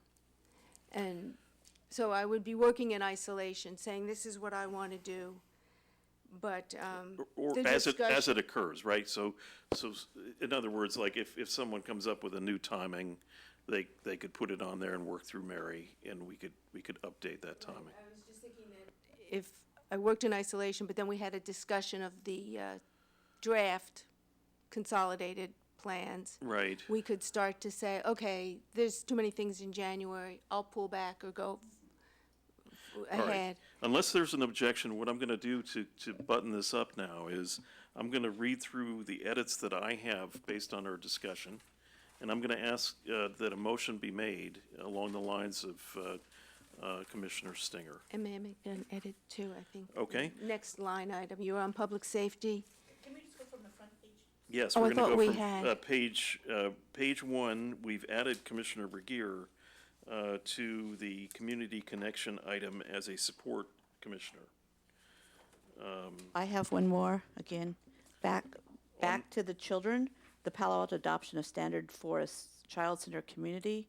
I was very specific on, it's a UNICEF Child Friendly Cities initiative. Okay, I can't hear that, so Oh. could you, is there something, a language change you would like to make there? Yeah, instead of a Palo Alto adoption of standard forest child-centered community, it's to get accreditation as a child-friendly city through UNICEF. Okay, I'll put in parentheses, gaining Accreditation accreditation as a child-friendly city. as a child-friendly city under, UNICEF. okay. All right, any other changes to page one? Okay, we'll move on to page two, there were no changes. Page three, there were no changes. On page four, Commissioner Savage updated the project to read as follows: explore and address communication between members of the public and police. And I was added as a support. And Commissioner Lee is added as a support.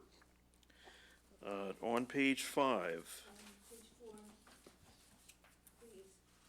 Or please, I went back to my notes from the retreat, and I had specifically asked for a method for understanding human service needs beyond public health.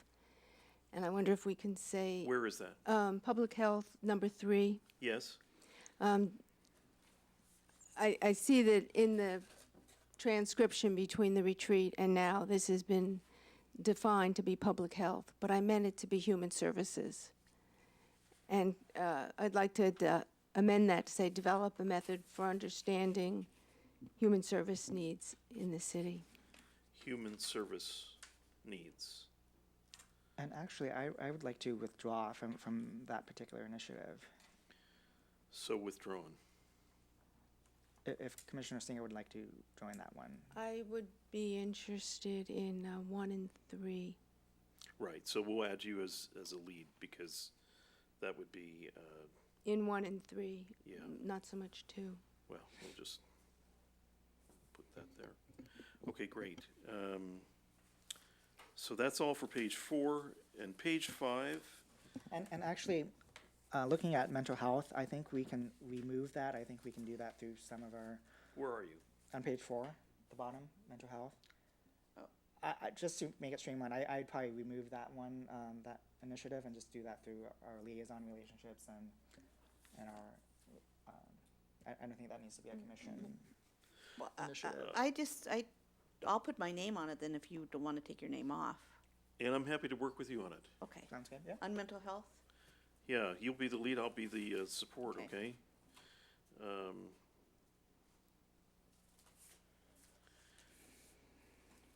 All right.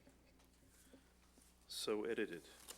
Now on page 5, under number 2 goal of the child care initiative, there's a parenthetical added. It says inclusive of child care at city meetings and events. Yep, thank you. Okay.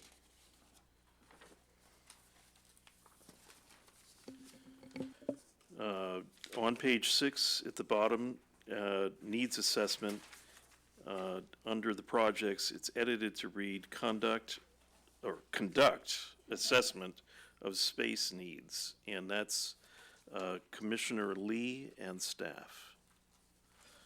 Okay, and then on the final page, second line at the top, it is going to read, commissioners appreciate the workflow below may lead to refinements of the work plan throughout the year. And I would just suggest that we entertain a motion from Commissioner Stinger, because she had it ready to go. I move that we adopt the Palo Alto Human Relations Draft 2019-2020 Work Plan as updated August 8th. Can I have a second, please? I second. All in favor? Aye. Aye. Motion carries unanimously. There's one absent member. All right, we'll move on then to update a community conversation series in consideration of HRC involvement, Smith and Stinger action. Let me just give a little bit of the background of this. At the last meeting, there were only 4 members of the commission that discussed this particular item. The vote was 2-2 to move forward on a specific issue. And so this update is something that we're informed about based on that prior discussion of the commission. Commissioner Stinger. Thank you, Chair. I wanted to bring this back to the HRC because of individual conversation that I'd had. And I wanted the Commission to be aware of our direction and offer an opportunity to the Commission to share in hosting and the publicity. I'll make it clear that the heavy lifting has been done. It's almost really a naming opportunity that's before you. I just wanted to add that when I requested this as an agenda item for this meeting, there was a choice of 2 locations, the Arts Center and the AME Zion Church. The thinking was to use the Arts Center, but a decision was made by the committee, which is basically the League of Women Voters in the church right now, to use the church. And that decision was made because we had publicity deadlines, and we couldn't take a risk that waiting for a vote. So just starting the conversation with that on the table. We could look at rotating venues because we're proposing a series. But I'm getting ahead of myself, so let me background a little bit. The League and the University of AME Zion Church presented the author Jennifer Eberhardt on May 1st, and she was speaking about her book, Biased, Uncovering the Hidden Prejudice and the Shapes and how that shapes what we see and think and do. The event was held at the church, and it was very successful in terms of attendance. We had about 100 to 150. We filled the church, and the follow-up and the feedback from the event was that there was interest in more community-wide or active events. So we have put together, the committee working has put together a proposal that has been accepted by the committee at the church and the League of Women Voters to host a series of 3 to 4 community events between September 2019 and March or April of 2020. and basically leveraging the first event that we had with Jennifer Eberhardt. The sequence would move through 4 topics, and there would be a different presentation format. We will have an arc from a lecture to more community participation. The goal is to engage in and practice productive dialogues, taking on hard discussions, working through the impasse, and promoting civility and compassion, particularly in community conversations. The first event has been scheduled for September 18th. The speaker is Rob Weiler. He's a PhD, professor of sociology, psychology, and organizational behavior at Stanford. Our particular interest in Professor Weiler is that he is director of the Laboratory for Polarization and Social Change, and he's also the director, co-director of the Center on Philanthropy and Civil Society. He is an outstanding speaker, and we feel really fortunate to have him. And so I wanted you to be aware of what we were doing, ask if you were interested in being co-sponsors with the group of civic, educational, and faith communities. I have a question in regards to, I have a question in regards to when we decided about it being at the Art Center. Are you saying that advertisement was already out at that point? No, I'm saying that there was a no vote, and so I did not have the support of the commission to take that forward. I mean, in all fairness, it was a 2-2 vote. We didn't have 4 commissioners to vote in favor, Right, so, rather than say it's a no. fair, Okay. but we need 4. The challenge was to get a unanimous vote that evening. So I took it as I did not have the commission's, I did not have 4 votes. But I thought it was a recommendation that I'm trying to figure out why it can't be at the Art Center.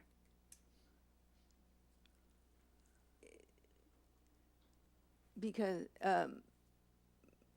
I'm not sure how to answer that logistically, or why we chose not to use the Art Let me Center. help a little bit, Yeah, just to I'm frame the discussion a little bit. I think there was a discussion about holding this event, or all 4 events, at the AME Zion Church. And there were a couple of reasons for that. I think staff had some input on the discussion as well. As I understand this particular update, Commissioner Stinger is identifying that the first of the series would be there, but that the Art Center would be available for other ones, as would other venues, depending on who would like to co-sponsor it. So could you clarify that for us so we can understand it? That's exactly right. I mean, I can't say it any better than that. Commissioner Reguera, I just didn't feel like I had the commission's support at that point. And we wanted, as a committee, we were going ahead and trying to book a speaker and make our publication deadlines this week prior to this meeting. So in September, where is the meeting, where is it going to be? It's at the AME Zion Church with Professor Weiler. Third one? The next one? We haven't gotten that far yet, because we haven't had a vote. Who hasn't had vote? So at the last meeting, I think we only were talking about one event. Now Commissioner Stinger is doing a couple of things. First, she's bringing forward this item in a new transformative position of proposing 4 events of community conversation, presently sponsored by AME Zion and the League of Women Voters, and who? Of Palo Alto, right? And instead of having one event at the church, it's now going to be a series of 4 events.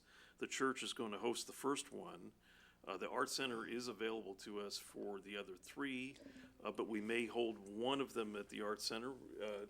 It could be that there's another venue, depending on who else would like to sponsor. What we talked about, if I recall it right, is that we wanted other people to be able to impact this particular issue and sponsor it. So, I disagree. When I brought that issue up about being at the Zion, I specifically said that as a Human Relations Commission representing everyone, that I felt very uncomfortable with the same organization, the same church, holding it again. And then we had a discussion that why couldn't we, how it would be more inclusive if we had it at the Art Center, because it doesn't eliminate other religious groups. And then someone said, well, people felt comfortable there, and I said, well, that's not the point. I still don't feel comfortable having our name on it if it's again being, and we don't know. okay, so let's move on to other So I'm just saying is comments. I got it. No, it's like, it was very nothing wrong specific. with having your input. Commissioner Lee, your light is on. Can you give us a sense about what the topics of the events are? I mean, I understand that it's community conversations. How do we have dialogue? But are there specific topic areas? Yeah, in well, terms of the how we have progression that we've talked about is trying to grow a community's competency in 4 areas. Speaking is the first focus. And we're talking about speaking in terms of bridging the ideological divide, overcoming polarity, framing values, to find common ground. And that is where his research has focused.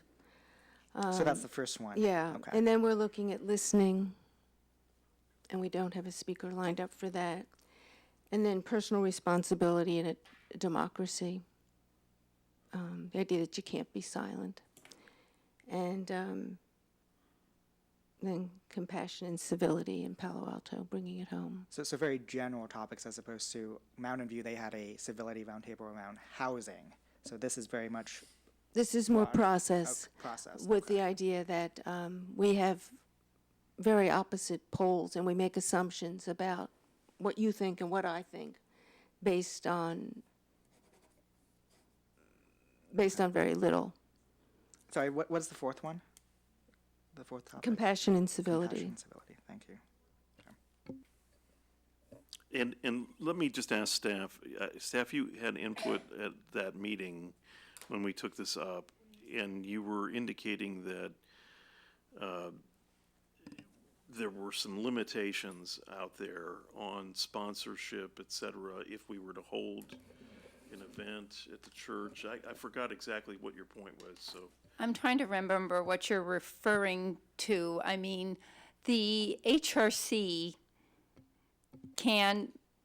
there is nothing that says the HRC cannot put its name on an event, a secular event that is located for the event is located in a religious institution. Okay. The city itself may think differently about that, but if it's the HRC and if it's a secular event in a location, I mean, if it's a secular topic, but just the place in which it's being held is a religious institution, there's nothing, to the best of our knowledge, that the HRC could not do that. So in any kind of contemplated action here, what's fair play for the commission in terms of voting on this item? Well, Sorry, you said something about the Art Center, that if we endorsed it, that we could get the Art Center. no, the HRC has no ability to waive fees. The only thing to get the Art Center, if they were to get the Art Center as an event, it would have to be hosted by the Office of Human Services.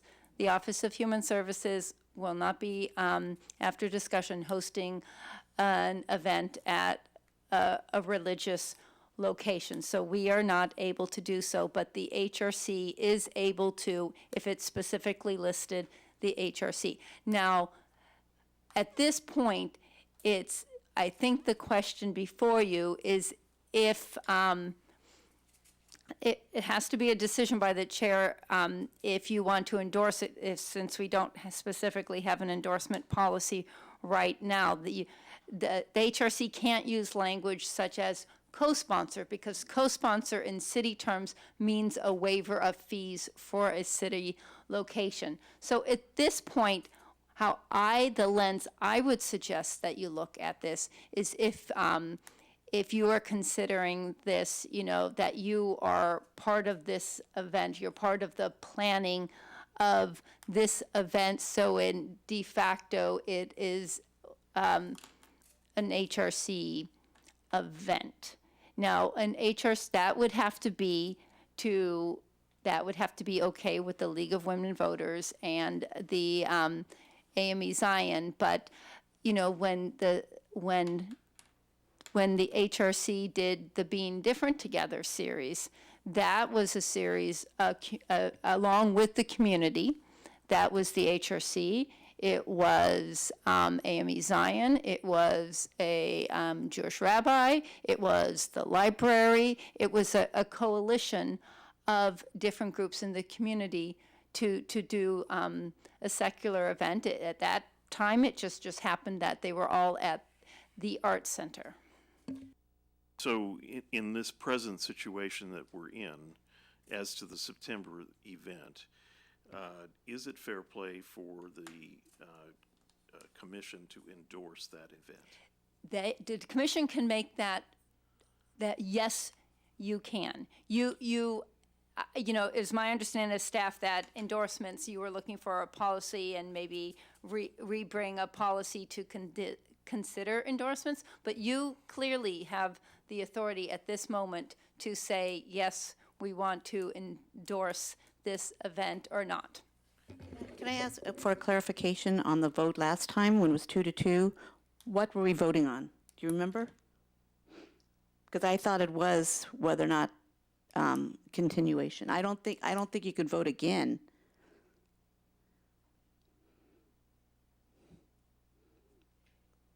I don't think you can.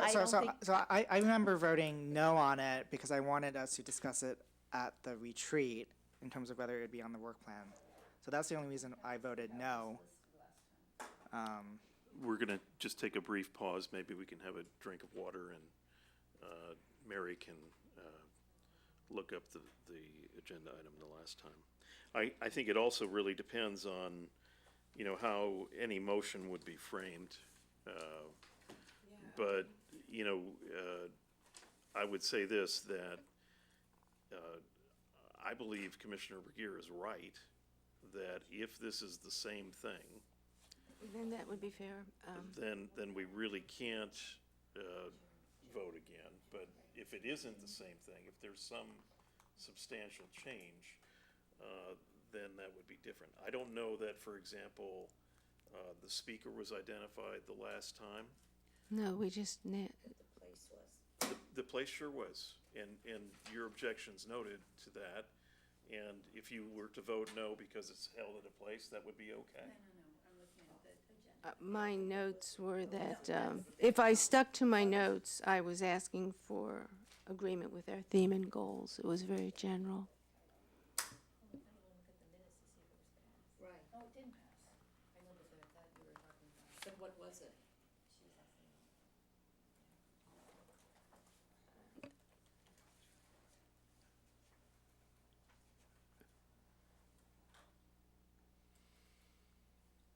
I just want to be clear that I understand your position, and I could argue both. I have argued in our committee both sides of the same coin, and we had some good reasons to have it at the AME Zion Church, and some good reasons to have it at the Arts Center.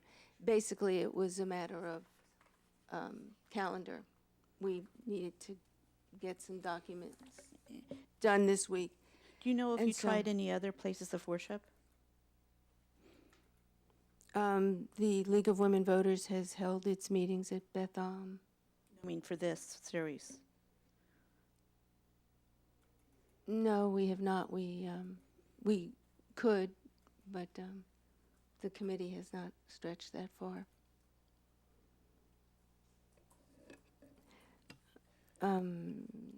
Commissioner Shu has input. So after hearing the discussion, I give you some of my feedbacks regarding the event last time I attended. I felt, that's what a wonderful event. In terms of the church, as a Christian, I don't have issue. I would, if I were here, I would vote for approve this event. I support this one because we, as a community, we have to be open. We, need to listen, the good speakers, how they share, their opinions regarding specific issues. So that's how we can learn. In terms of resource, sometimes we do have some limitations. Think about, the phase or, the effort for, commissioners. I feel, at a certain point, we do need to compromise a little bit. So I certainly understand, Commissioner Reginer's the point of view. I support that part. However, sometimes we do need to consider the limited resource to make the thing happen. Yeah, and let me build on that comment by saying this, that, one of the discussions was not necessarily negative about that location. It was more positive. It was trying to build the community by allowing other groups to also be sponsors / endorsers of an event, and being open to holding those events in a variety of places. And I do take Commissioner Stinger's point here that there were exigencies at present, given the prior vote, in which there were only 4 commissioners here. And so they have to move forward. But I think the underlying intent is to do just that, to be broader, to allow others to either co-sponsor and or endorse, and being open about it. So I think we're kind of moving in the same direction, but I acknowledge Commissioner Bergier's issue. You as well. One of the, part of the discussion that we had as a committee was where would we get the most diverse audience? And we went back and forth on that. And then what we realized was we were really just making assumptions. We have no idea.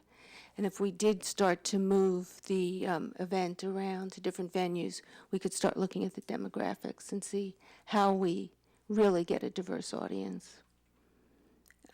If the venue is at all a factor in the attraction.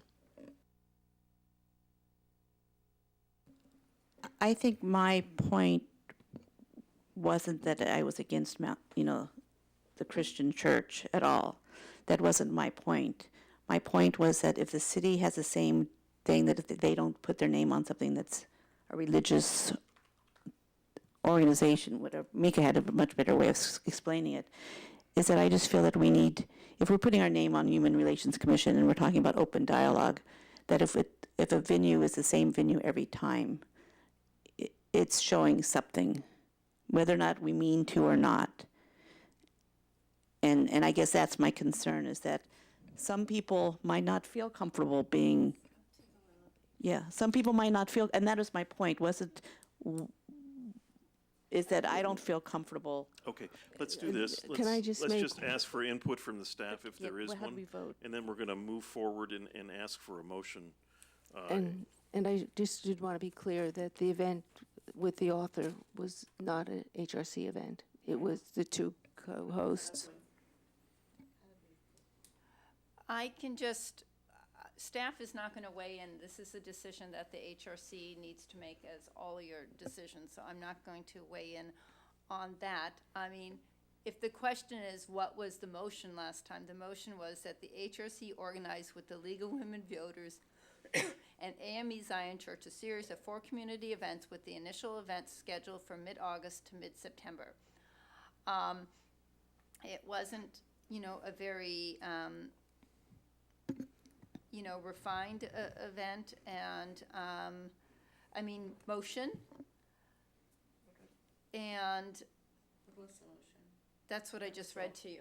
Yeah, they read it verbatim. When was that, though? That was at the June. June meeting. June meeting. Let's do this. Stephen, you have some input? Go Yeah, right so ahead. I did look up the rules of parliamentary procedure. So typically, a motion to reconsider has to be made at the same meeting and by someone on the prevailing side of the motion. But a body can vote to suspend the rules by 2/3 vote, so 5 out of the 7, in order to do a motion to reconsider at a later meeting. Yeah, So I- we can still consider this from a parliamentary standpoint if we would want to, and I would support that motion. To Okay, yeah, I think from my perspective that we should make this motion very specific to the speaker so that it's changed in substantial part, because the last motion was very vague. And I think what I'd like to do is to ask Commissioner Stinger to formulate a motion for our consideration of this specific speaker and as an endorsement of the HRC of this speaking event. I object because I'm not objecting to the speaker. So if we make a motion for the speaker, that means that wherever the speaker is speaking, No, it will have the event and the location, so you can vote no if you want to. it's the speaker. Yes, but with a specific speaker. So listening to Commissioner Lee, I think you have to have his vote first. Yeah, so maybe. And then if- the vote to reconsider this, to suspend the last vote, and then you could vote on the new. Yeah. So thing. if the Are chair. we, I don't take it that we're reconsidering it. Yes, you do, because you took a vote on this. So according to Not on this particular speaker, that's why I'm trying there's to. the same event, though. I believe that the spirit of the motion from last time Overlaps. would require you Okay. to take this preliminary. Okay, so let's go decision. ahead. Okay, Stephen? so I move to suspend the rules to enable a motion to reconsider on the subject motion. Okay, on is there a subject matter. second? Okay, and this requires second. 5 out of the 7. Okay, discussion. Okay, not hearing any, all in favor, say aye. Aye. Aye. Can you raise your hands, please? I'm Yeah. sorry. So 6-1. 6-1, so it does pass. Okay, so 5 to we 1. 5 to 1. Sorry, I'm sorry. So we've suspended the rules, so I ask someone on the prevailing side of the motion. No one 2 meetings. prevailed, right? It was 2 to 2. Well, because it failed, so someone, I see. someone in the. Good for you. In the no. Good for you. So I move to reconsider the endorsement with this modification, that the HRC endorse the community conversation series with the caveat that so the September 19th event is the first event, 18th is the first event, with the caveat that at least 2 of the 4 events are at a city location, at a city venue. Is that fair, Commissioners Rager? And that that I other don't know, groups. I'm not looking for fairness. Oh, hold I- on, let's get a second first Okay. and then discuss. So, no, Okay. he asked if it's fair. Can we have a second? Could I amend it to say a different location? Different location, that's fine, as long as 2 of the events are at a different location. Okay, so now open for discussion.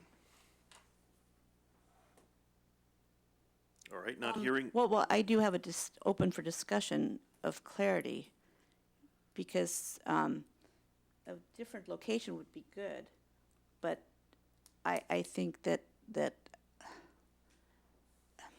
it could still be a different location, but still could be a Christian church, and that would be considered a different location. it's broad. And I don't know how to, Different location means different than the AME zone. right, and I don't want to make a thing saying I have something against Christians or AMC. I'm just saying if you say different location, it could be, Okay, any other Presbyterian. comment? Yeah, no, any other comment first, though? No? No other comments? Is there any amendments that would help secure this Or issue? So let me back up and say I made a mistake. We need to vote just on the motion to reconsider first, and then we can do the specific motion. So I move to reconsider. I second. Okay. All in favor? I thought we did this once.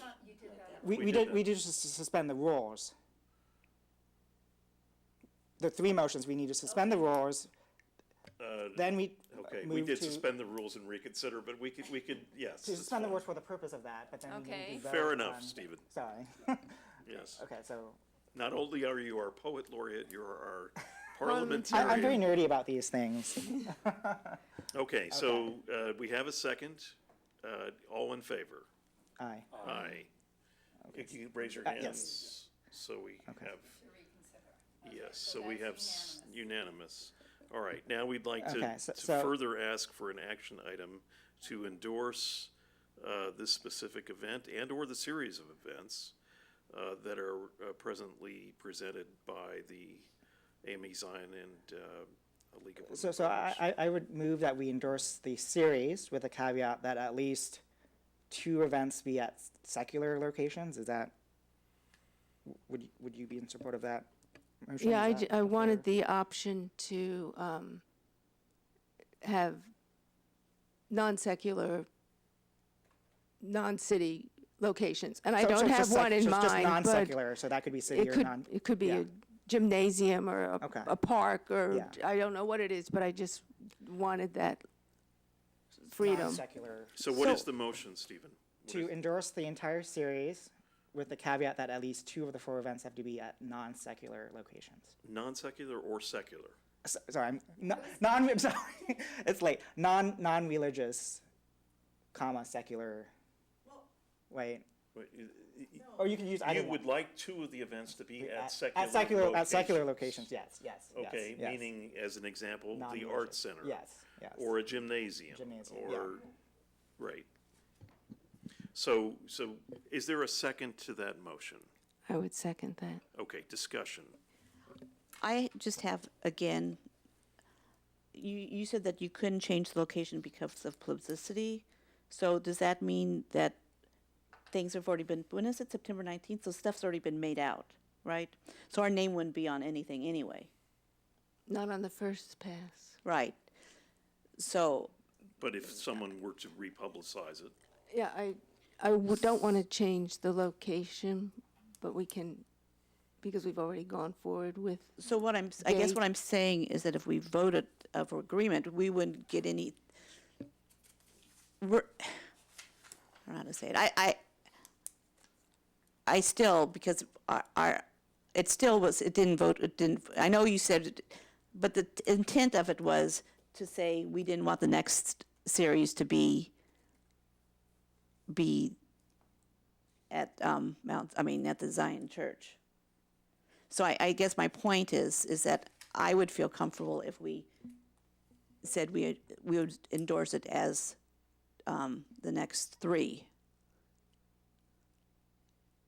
Because they've already, I think, and because we already had that discussion. I mean, I particularly would like to endorse something I understand, so that's my discussion point. I think Commissioner Stinger has identified the speaker at the present one. I know nothing about the other speakers beyond a broad description. I'm talking about location. Right. So I'm And saying so that what some I would- people might not feel comfortable, again, going to the same place. Right. And we don't know, but I don't feel comfortable endorsing, like, I would feel comfortable endorsing other, like, the next 3 series locations if we knew where they were. Right, and I'm making a different point, which is, like, when I'm voting on this particular item, we're voting on a series of community conversations, but I don't know what they are. And so what I would Oh, I see what you're saying. like Yeah. is, I would, I need to either specify the location or the speaker or both, and all I can do is say that Right. September 18th, we have a speaker. so let, And a vision. we are agreeing, and I think that it's a different point, though. I mean, one point is, we want to limit the locations, but I think we can do that by voting on one event and agreeing to endorse that event. And then with respect to the other events, we would know in advance their subject matter and their location, and we could take another vote. So what I would propose is that we ask the movant to reframe the motion so that the HRC endorses this event in September, and that's it. So personally, I'm comfortable endorsing, or not, yeah, endorsing the entire series at this point. As a potential compromise, I think maybe the first motion I make is I'll adjust it to say that it's contingent on 3 of the 4 events being at secular locations. We can have that vote. If it doesn't pass, then I can make another motion to say 2 of the 4. So I think that's the compromise that I'm willing to make. But you're missing Commissioner, the Yeah, chair's that's all point. right, he's allowed to miss. You know, I understand. say. I would prefer just to have the vote done now instead of having to come back every time to vote on it. I was doing my best to support Commissioner Regier, and Yeah. to make her feel like, you know, in this context, there's reasons. So- When you endorse something, it's important to know what it is you're endorsing. I mean, given the topics, I'm confident that Commissioner Singer will represent us well, and I'm willing to give her that discretion, to authorize her to go forward with that discretion. I'm comfortable with that. Thank you. Given the topics. Thank you. And thank you, I need to thank you for entertaining this discussion and a lesson in parliamentary procedure, which I didn't realize I was going to open up so much. We'll be and I fact-checked appreciate. on that later. Yeah. I do think that the league, through its history of providing speakers to the community, has a solid reputation. And I expect that this will be a good event. And I don't want to overpromise, and I'm being conservative, and I probably should go into a sales mode. But I do think that this is an opportunity for the HRC to have its name associated with a good event, and I would like to offer that to the I'm commission. just going to ask if Commissioner Savage and Commissioner Shu might comment on this. Your microphone. It's been an enormous amount of discussion and not much progress. I think what Commissioner Stinger is doing is good. We have to, as you said, trust her judgment. And, you know, I personally don't have any problem with the church, but I understand, you know, that there could be in others' minds. But I'm, you know, as far as the venue, you know, whatever you can get. The venues are not easy to come by.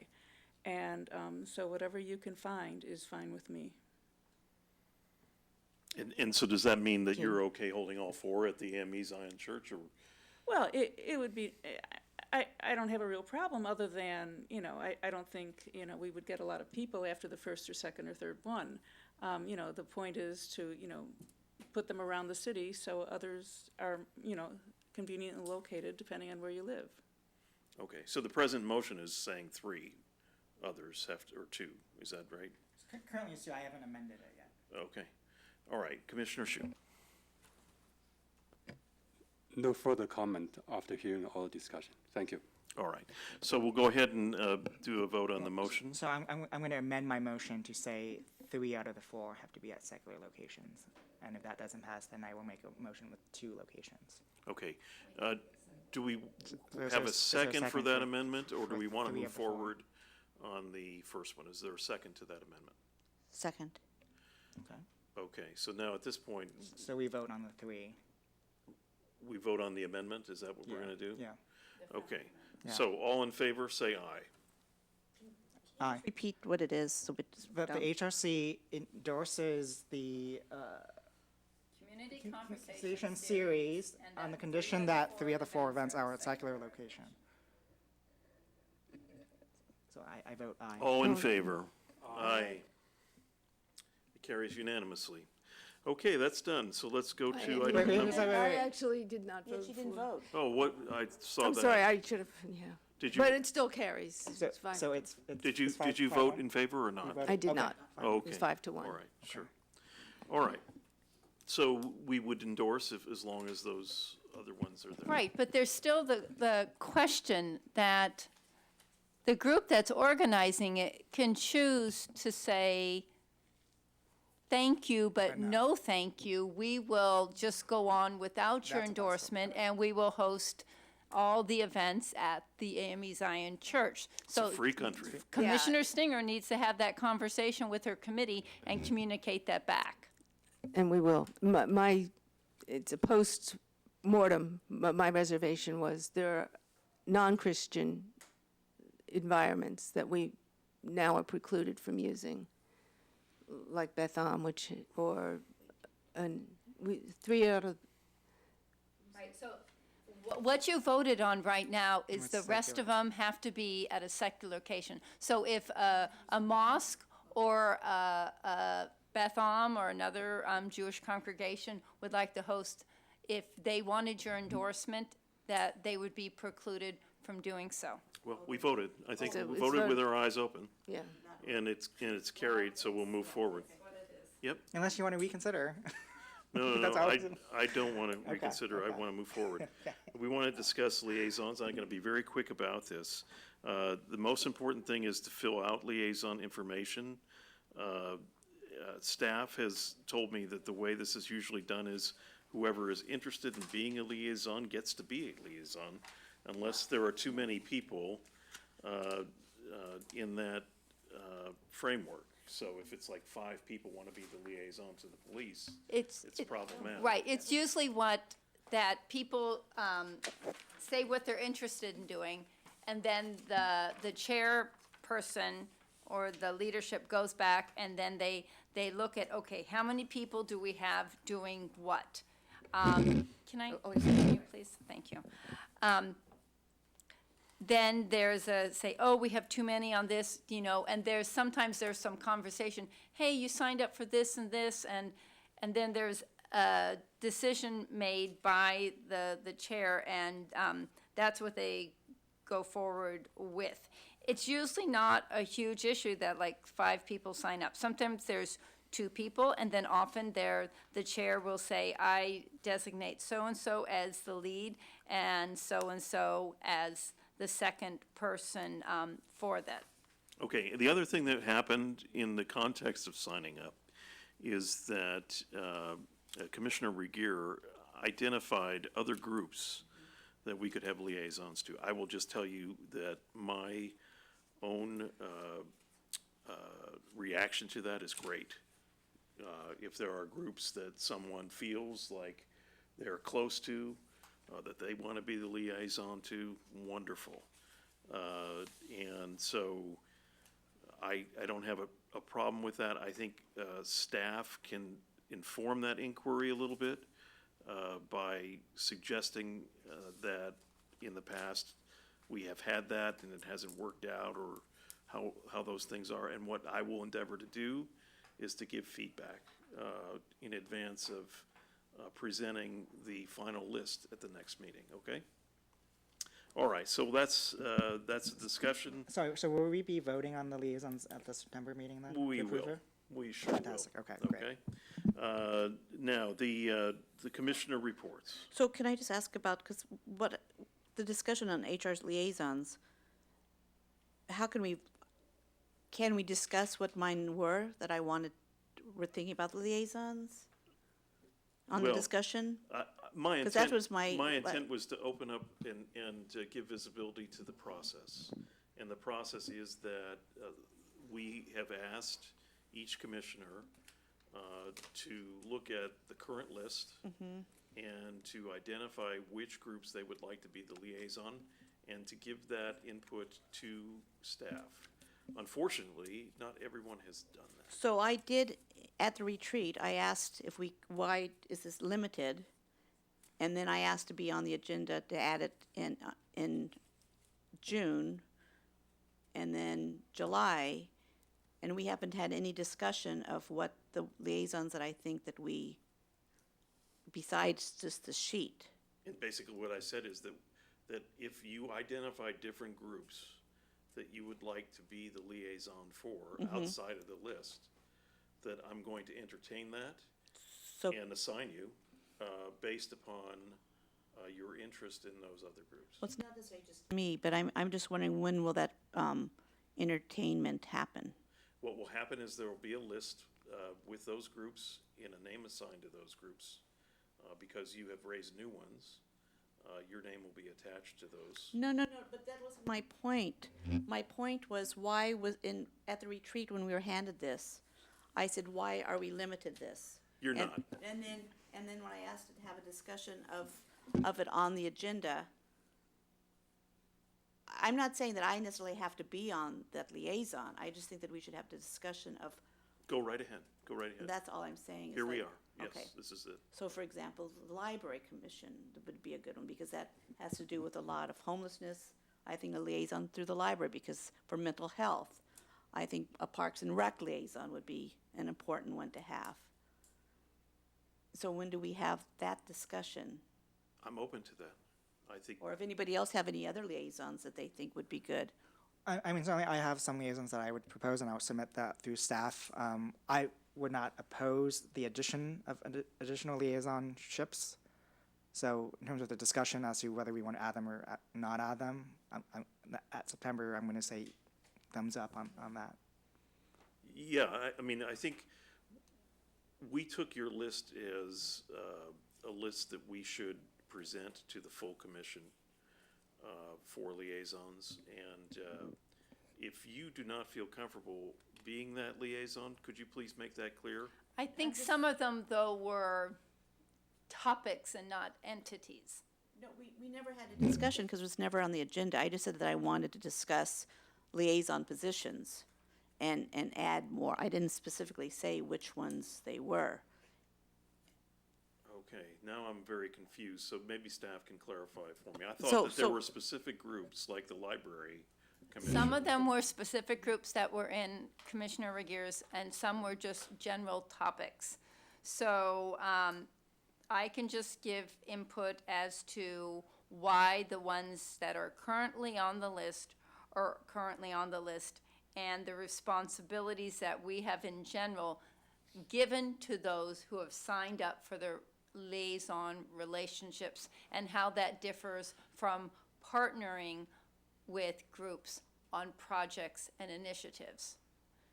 So I can give that information now, or What's an example of a topic liaison? Well, I mean, on Commissioner Regeer's list was zero waste, housing liaison, mental health liaison. Those are topics, those aren't specific Gotcha. Okay. agencies. So my initial thoughts on that would be, to the extent that, I mean, we have adopted the work plan, so I think, perhaps Commissioner Savage and Smith are working on police relations, and so it might make sense for them to be the liaison, and so you kind of marry them together, right? So I would hope that whoever was assigned to a particular initiative would be our spokesperson or liaison to those groups or that address that particular initiative. So in the past, what it's been Yeah. is it's groups that we've had a historic relationship. So that would be PAPD or Palo mediation program. Major city initiatives that the HRC has made a decision to be involved with. So in the past, that's Healthy Cities, Project Safety Net, Senior and Dementia Friendly, or major providers of a service for a vital population. Avenidas is the major provider of senior services, is the recipient, used to be a HISRAP recipient, but now has a major contract with the city to provide those services. So there was a clear connection between the scope and the charge of the HRC. Now, for instance, the library. So Commissioner Stinger had an event last year that was in relation to one of the HRC's initiatives. You worked with the library in several events. So it was kind of a working relationship more than a specific, liaisonship. I mean, how we've taken the liaison is that you meet with that leader at least once a year, and if they have meetings, you attend them as possible. They are working on issues of clients that may be of interest to the HRC, and you look for ways for the HRC to be involved in their, work as appropriate by bringing some of those issues back to that commission. I mean, my concern is with a robust work plan for this year, and, I know even with this liaisons, there's some of you that went every month to the meeting, which is not a requirement, and some of you that, you know, it was just a big commitment. So my concern on staff is just, you know, being able to fulfill some of these responsibilities and, you know, then the agency feeling, okay, this is a liaison. How am I, what is my relationship with them? Do I have an obligation to them since they're a liaison? So those are just things for you all to think about in your deliberation. I'm just here to give you background information.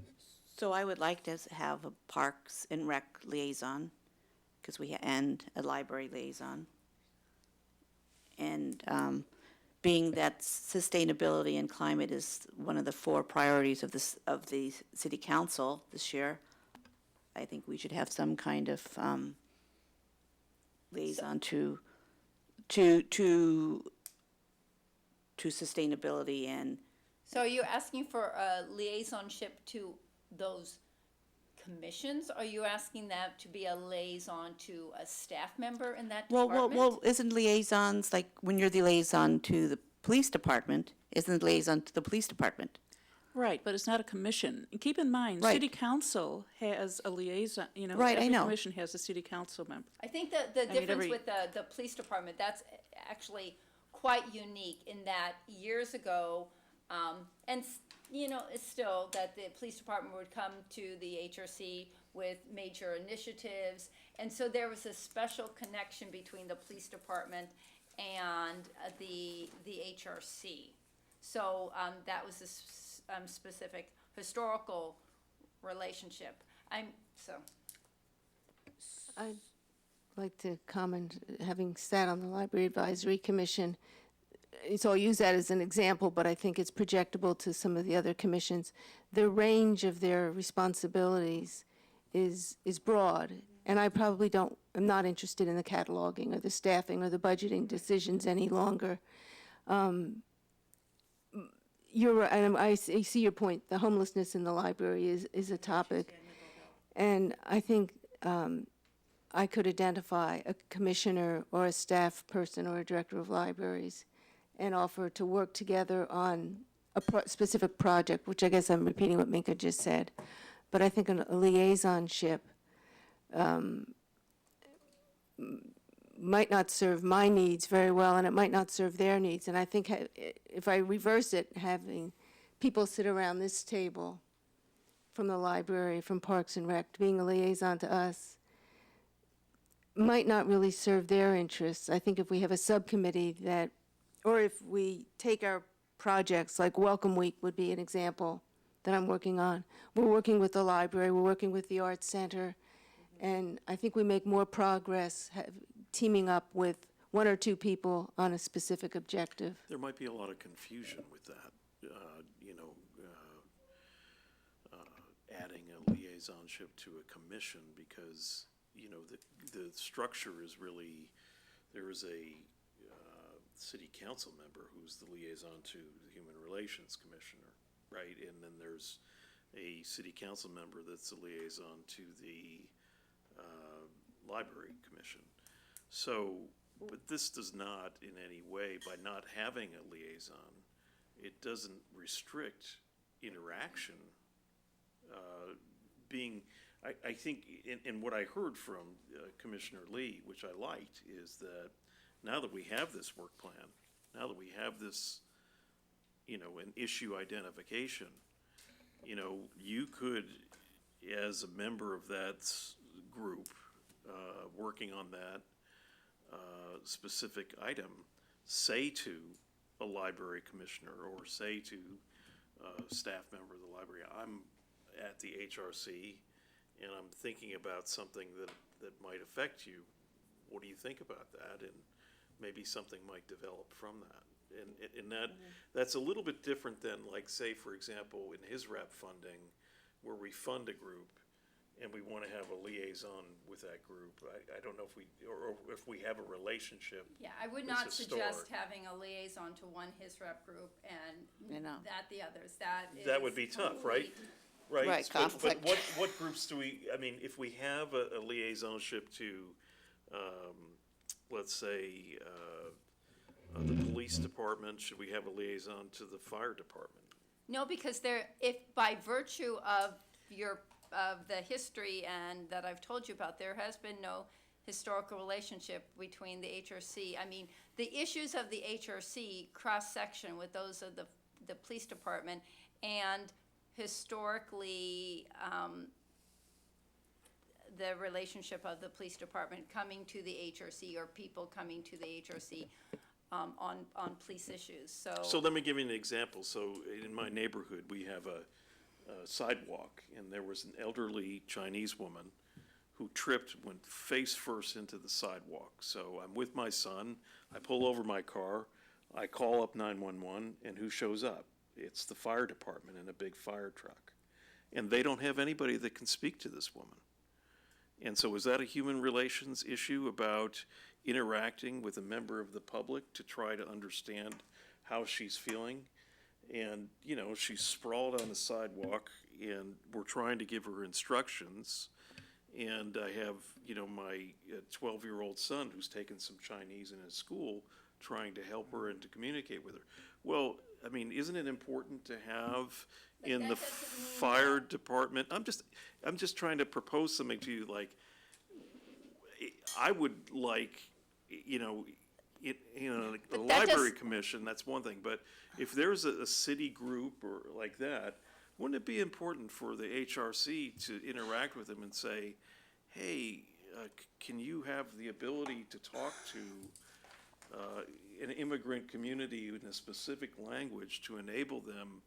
But you can to be invite them to a safe? meeting.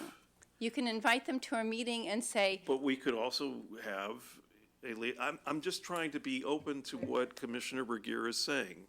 I'm trying to say to Commissioner Regier, yeah, there's groups in which we should propose having a relationship. And I see that as, you know, a human relations issue. There was an inability for people to communicate. I mean, Your I think thoughts? one of the benefits of having a liaison is, like, instead of having 7 commissioners all reach out to the police chief, ideally, we do it through Commissioner Savage and Commissioner Smith, right? So there may be certain groups or certain things where that makes sense, like Parks and Rec, either the commissioner or the staff. I feel like that might work well for a liaison or, you know, the committee that we set up here.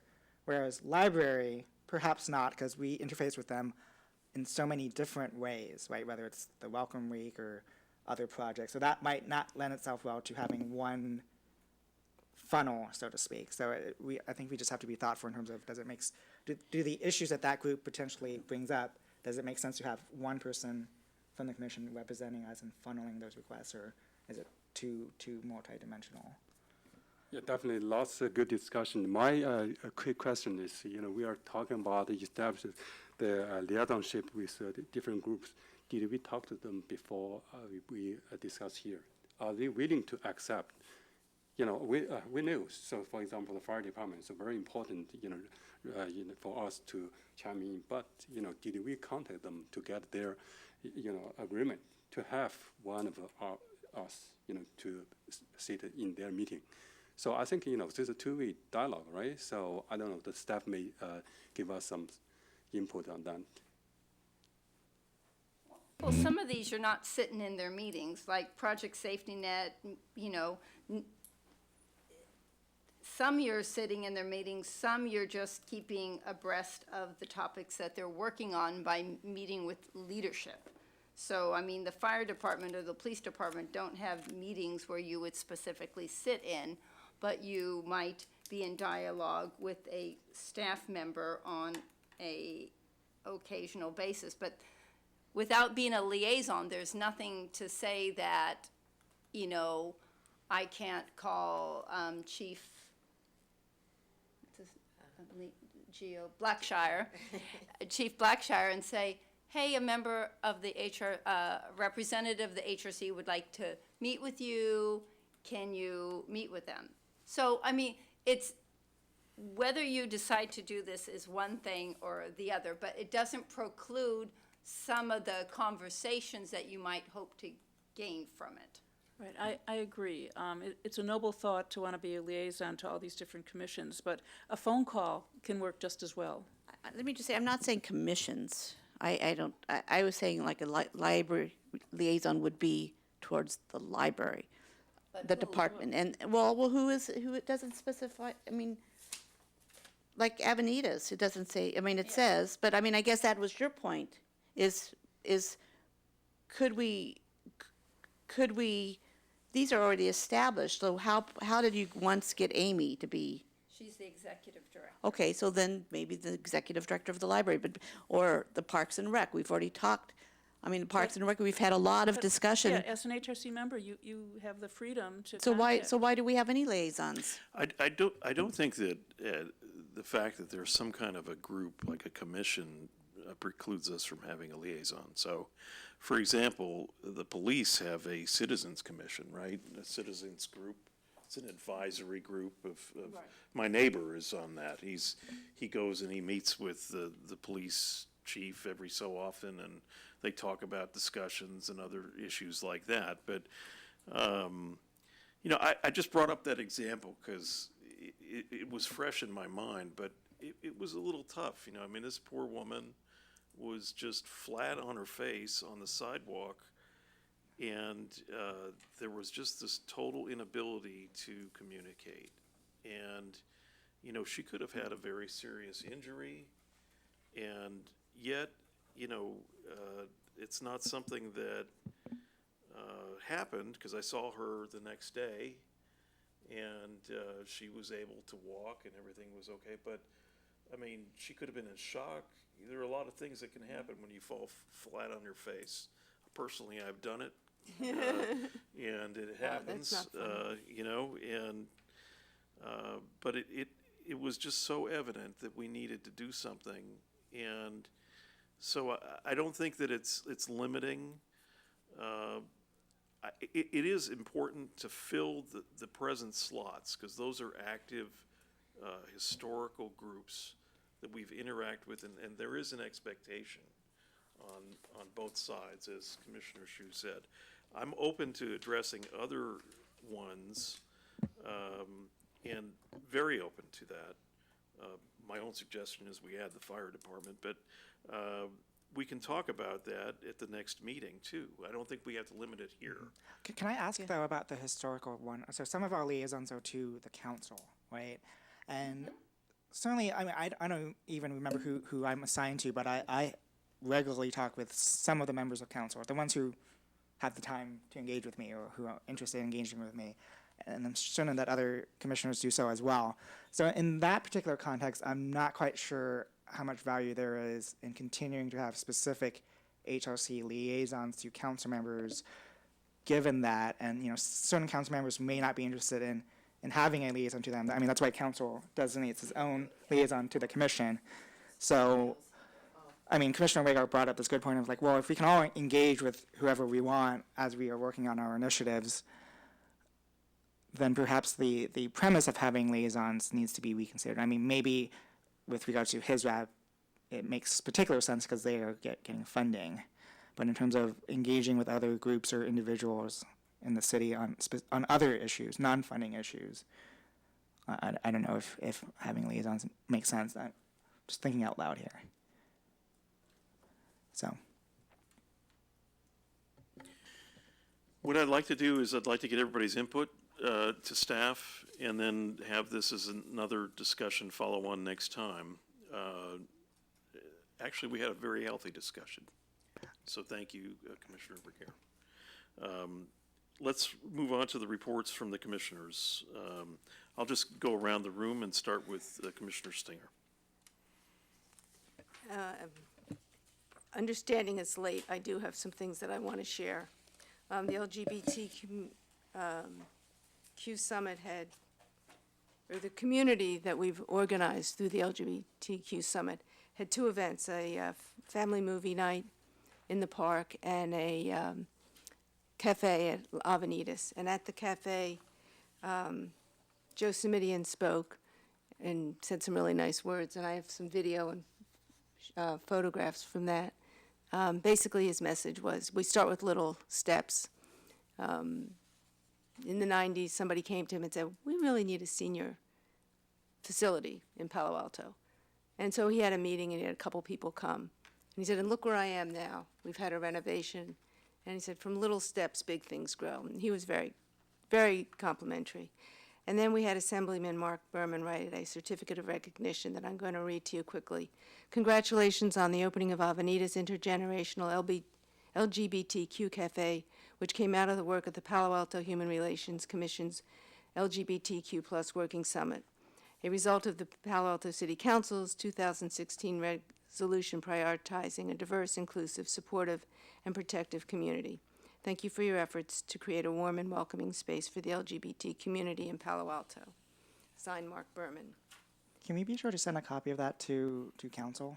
We should really put that on our website, too. That's wonderful recognition. I thought it was Valerie. really exciting. Great. I didn't great realize job. we got mentioned. I just thought it was just Avenita's, but that's great then. Yeah, congratulations to you, too, Stephen. That's really good work. And so we had one event, and now we have a second, and you'll get this in your email, I hope tomorrow or Friday. Yes, I have copies. Stephen and I will be holding a meeting with a steering committee in August, basically looking at a structure so that we can pass this on, and make it a sustainable effort. And then we will have another working summit in September, I think on the 11th. And we'll be working there on, working with the county on budgeting and following up on some more space issues. And I'll share that agenda with you separately. And then I also wanted to talk about the Welcome Week with the Y. We're going to continue with some of the programs that we had last year. There'll be hope I get this right, an opening with the Avenita's Moon Festival, and there'll be a closing ceremony with the Friday events at the Art Center.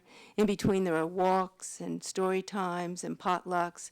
And one of the things I'll be working on with you, Patty, is we're going to tailor a walk to small immigrant-owned businesses, focusing on California Avenue in Midtown. Thank you very much. Commissioner Regier. Oops, sorry. We got the invitation, as all of us, to go to the memorial for the man that was murdered at Tim, I forget his last name, at Buena Vista, and I went to his memorial. And I just wanted to say that his mother was really grateful, and the friends of Buena Vista just said thank you for. It's very moving, and they're going to put a bench. His father's already in Ricky Donda Park, but they're going to put another bench. So. I know we all appreciate that you took that time. Thank you for doing that. And then also an update on the person that I was working with, Joe Simidian's office, about that was being evicted from Buena Vista Trailer Park. Everything is fine, and so I just, again, the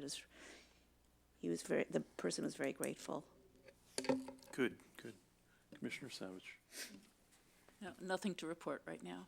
Okay, Commissioner Lee. So Commissioner Wagar and I met with Kristen O'Neill to talk about. Okay, so did I say O'Neill? O'Kane, to talk about their plans, and as I mentioned earlier, likely around October, November, she will be ready to come and involve us and get our feedback on some of those draft plans. I also attended. Oh, can I? Ed did. Yeah.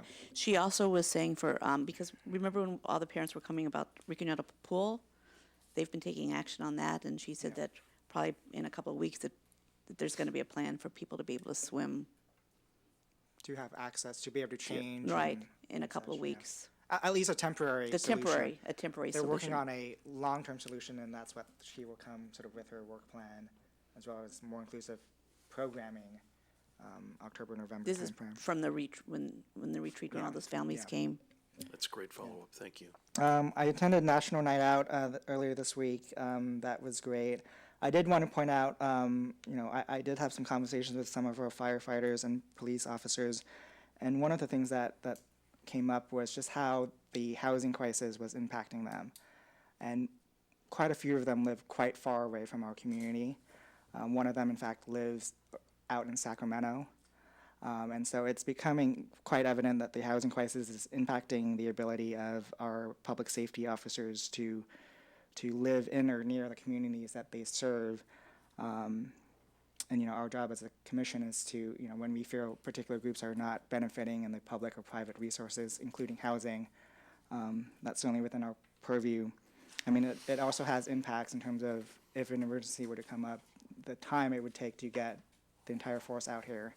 So I just wanted to point that out. National Night Out is a day to celebrate those connections and their service, but at the same time, I just wanted to point out that there's still much work to be done in terms of honoring that service and enabling those folks to live in the communities that they serve. The Avenues event was great. I did want to give props to Minka and her team for translating the tenant guide. It's now available in Spanish and Chinese.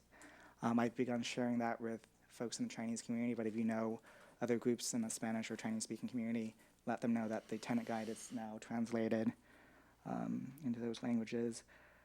Patty and I also met with the Santa Clara Therapeutic Recreation Department as part of our initial research into what other cities are doing in terms of more inclusive programming. So that was very insightful. I met with a volunteer at the RY for a unrelated welcome initiative. They have reached out to a couple of the neighborhood associations to figure out ways to get neighborhoods to reach out to new residents. So different kind of welcoming than the other effort that we're doing, but I may pass that along to Commissioner Stinger because that might have a lot of common nexus to it. I think the only other thing is next Wednesday, I'm going to ACS. They're going to give me a tour of their facility.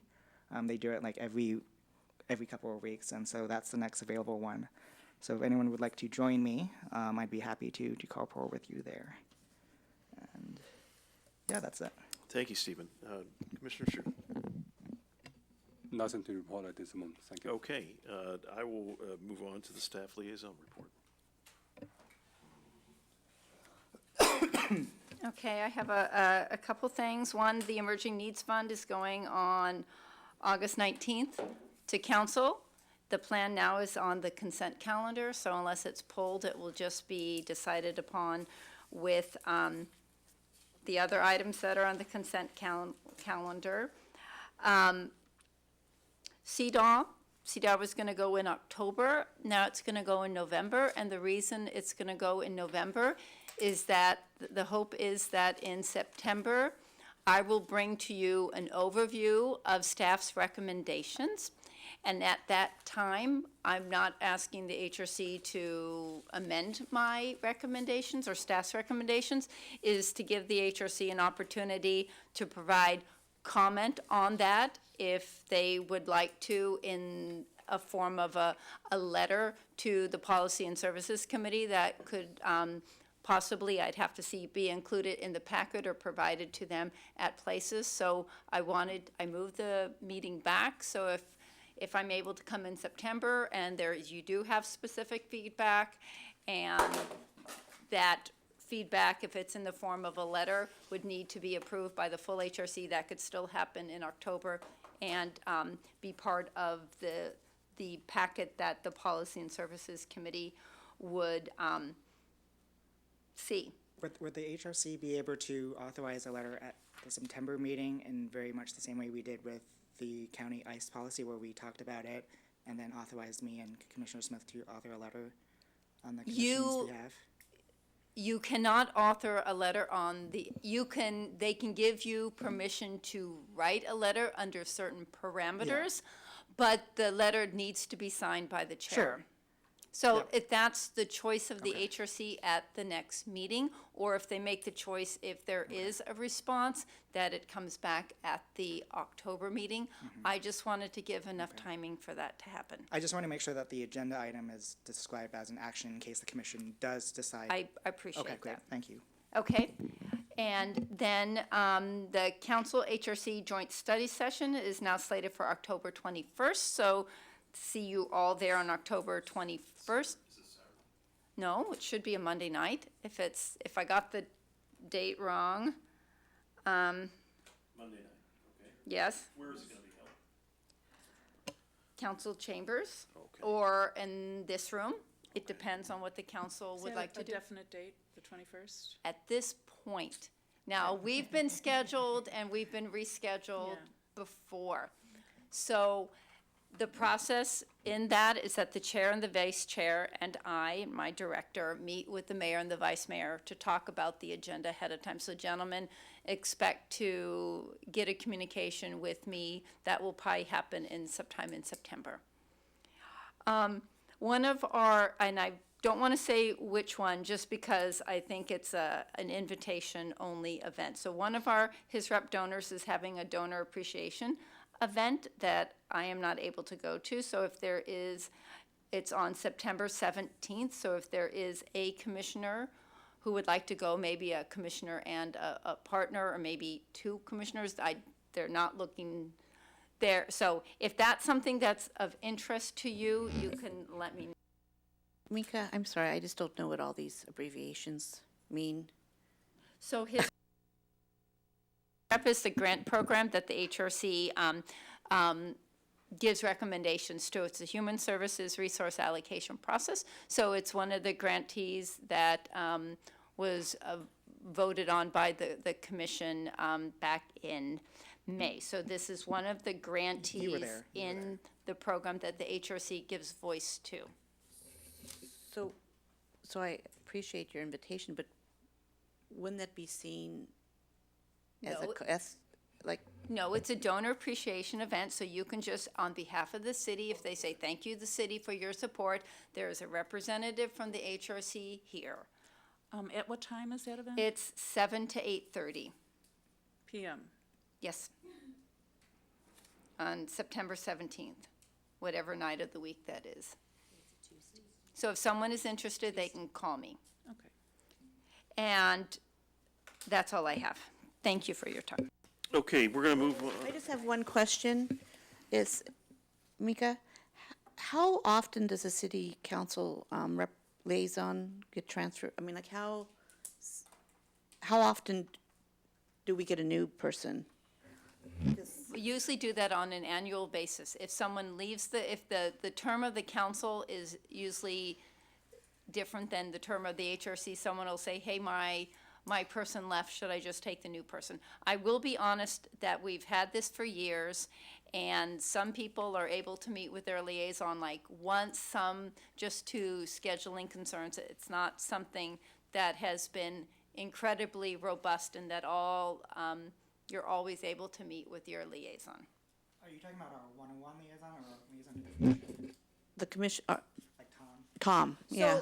So as I explained at the beginning of the meeting, but not everyone was here. So Commissioner Du Bois wants to let people know that due to the reduced size of the council and his increased responsibilities, that he is not able to make all of the meetings, but if there is a specific meeting that we especially would like him at, that's something that I look at the agenda and have discussions with the chair and the vice chair about. He has also very kindly on other occasions asked his backup, which is Councilmember Koo, to be at some of the meetings. So that is, when they set up these relationships, that there's not a requirement by the council member to be at every single meeting just due to so many competing interests, but he is definitely interested in the subject and what's going on at the HRC, but just because of the myriad of commitments that he has as a council member, he's not able to make every meeting. And Councilmember Koo also has a scheduling conflict for this time as well, right? It could be, I have not heard that specifically. Move to consider the agenda for the next regular meeting, which is Thursday, September 12th. I'll first ask staff if there are any agenda items that are on there now. Right. That will help us to clarify if we need to add. Sure. So it looks like the staff CDOB report overview, liaisons. CDBG needs to come to give the CAPER report.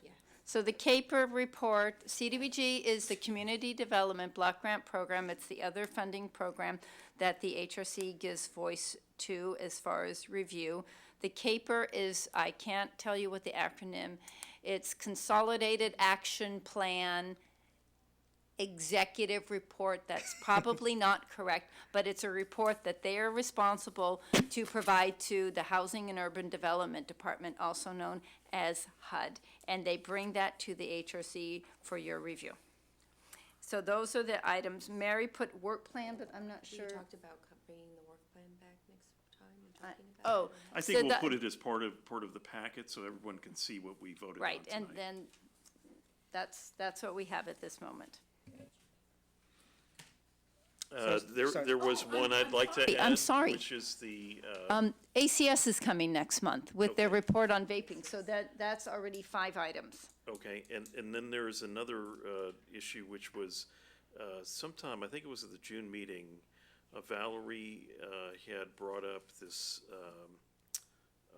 written policy on endorsements, et cetera. And there was comments, there was a 2-2 vote, so it didn't carry. But staff is able to,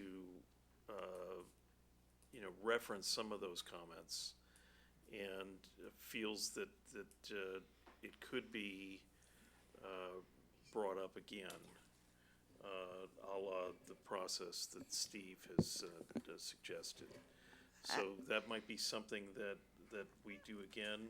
I have a problem with people not coming to the Human Relations Commission and people that are attending, and we discuss it and we vote, and then we have to do it again because we have more commissioners. It seems like if you're not here, tough. You should be here or you should vote.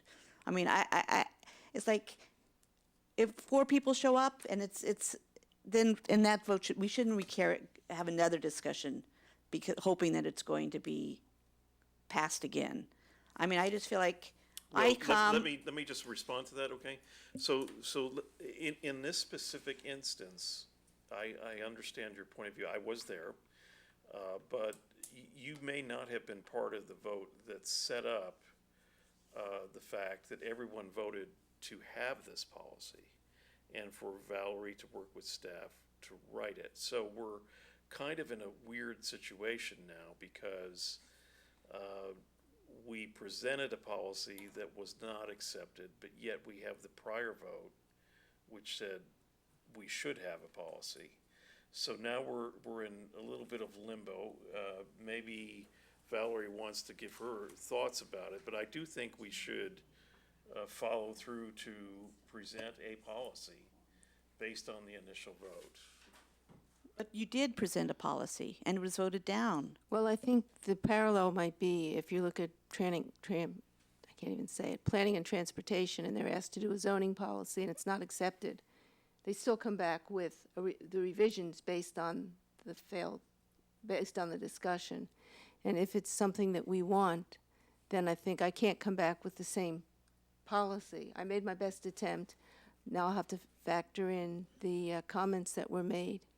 But I'm not sure what the motion was. Was the motion not to pass it, or was the motion to revise it? I think at this late hour, what I would suggest is that staff would look into the specifics of both the initial vote and the other vote. I think at this point, there's assumptions or surmising, and I would rather just look at the initial and the subsequent, but I really hear, that it was my understanding to share with the chairs is that there was a direction to come up with a policy, but that the policy that came up with did not meet the needs of those commissioners. So that same policy Will not be represented. would not be represented, that we'll look at some feedback and make revisions to it and go forward. That was my understanding. Does that give you more comfort or not? I'm not looking for comfort. I'm just looking for. I think your vote was respected. No, what I'm saying is that I don't know what we voted on that last time. So if we voted on, it just seems like it seems like we vote on something and then we decide, well, we didn't get the vote, so we're gonna change it a little bit. I mean, and I don't like that process? I mean, my recollection of the meeting was that the vote was whether we wanted to give our feedback back to Commissioner Singer to revise the policy, and my understanding was that that failed as opposed to, I don't think we voted on the policy, we were voting on whether we wanted to send that feedback back. And so, since it didn't have 4 votes, that process died. The first vote we took was maybe we should look into a policy, but I don't think we voted and said, if we don't have a policy, then we can't do any endorsements. It was just like, this is something we're interested in looking into, So staff will look into that. so, okay. Okay. Let me go around the room and ask if there's any other proposed agenda items, starting with Commissioner Stinger. Nothing, thank you. Commissioner Regier. Do you think, Valerie, that in September you'll know what the other locations and speakers are for the series? I would think not. Okay. Maybe, Okay, I was just thinking that'd be, Well, that could be just under, since a vote was already taken, that could just be under commissioner reports. Okay, Commissioner Savage. Was there anything done with council buddies this year? Are we? No, That's part of liaisons. that's part of liaison, so I will, Okay, in that process, I will redistribute the list okay. to say this is what I know so far. But yeah, inadvertently, the buddy part got left off. Okay, and also on the back of the comment cards, can we just review those for next week? I mean, for next month? I think staff will review Yeah, and be okay. in contact with the clerk's office and can report back. Okay, but also to educate us to make sure that we're following the rules as well. Yeah, I think that could be during the staff report. Okay. That's it? Commissioner Lee. So I have a couple items. So the ADA transition plan is going to council on September 9th. Vice Mayor Fine just told me before the meeting. I'm kind of disappointed that the commission won't be able to weigh in prior to it going to council and prior to it being adopted. But with that being said, I think at some point the commission should weigh in on the final report that is approved, because that is sort of it's going to be a living document in terms of when are we going to update all of our facilities over the next 20, 30 years. And so I think there's value in us weighing in on that sometime after September. I think there's tremendous interest in it given all the people who came to our retreat. The other item would be, again, this is maybe September, October timeframe, November timeframe.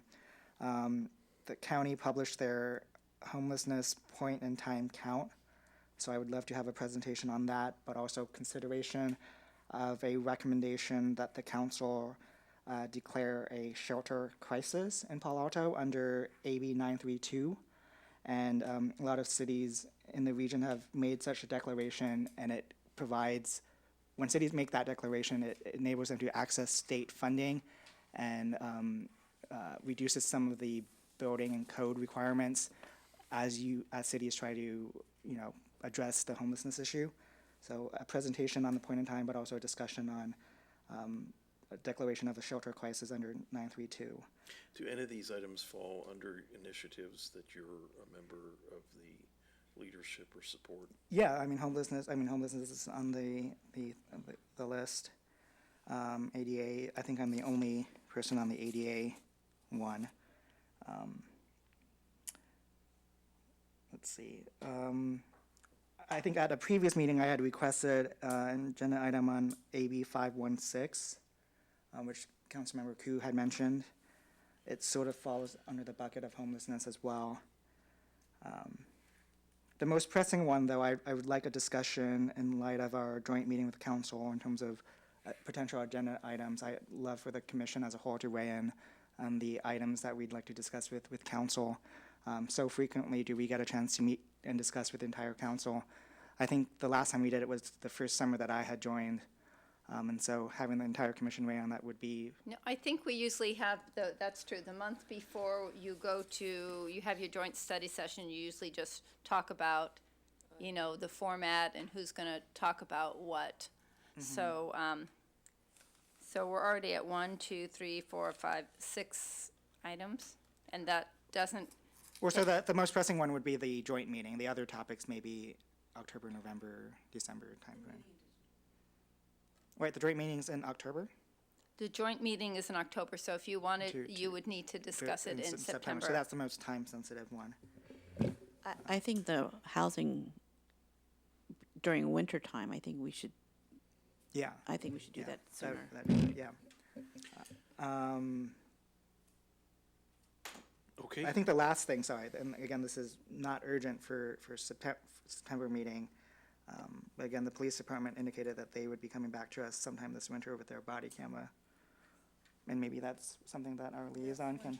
Winter, we're not there yet, but just to give as much visibility to staff and leadership as to what's coming in the pipeline, I think is helpful. Commissioner Shu's excitement is palpable. Great. Only one, maybe a potential agenda. So recently we heard a lot about the shooting.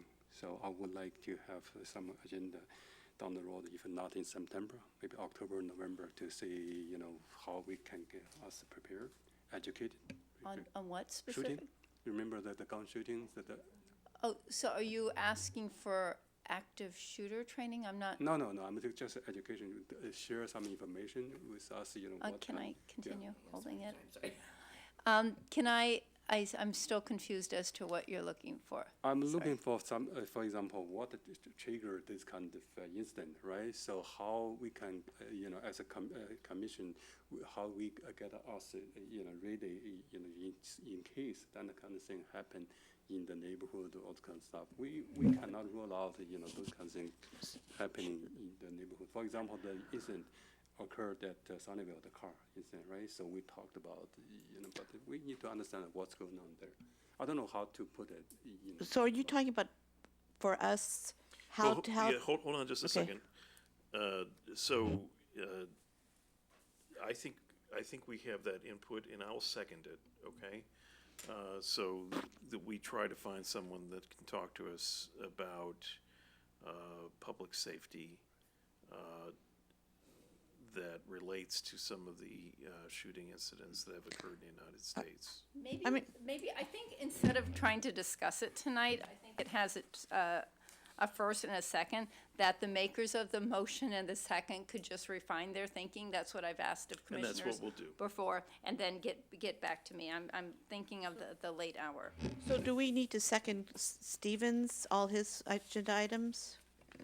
Since Yeah, there's, if it's not specifically part of the work plan, that is correct. If it's not a part of a work plan, it does need a second. That's why I clarified were they included in the work plan? But we never seconded any of them.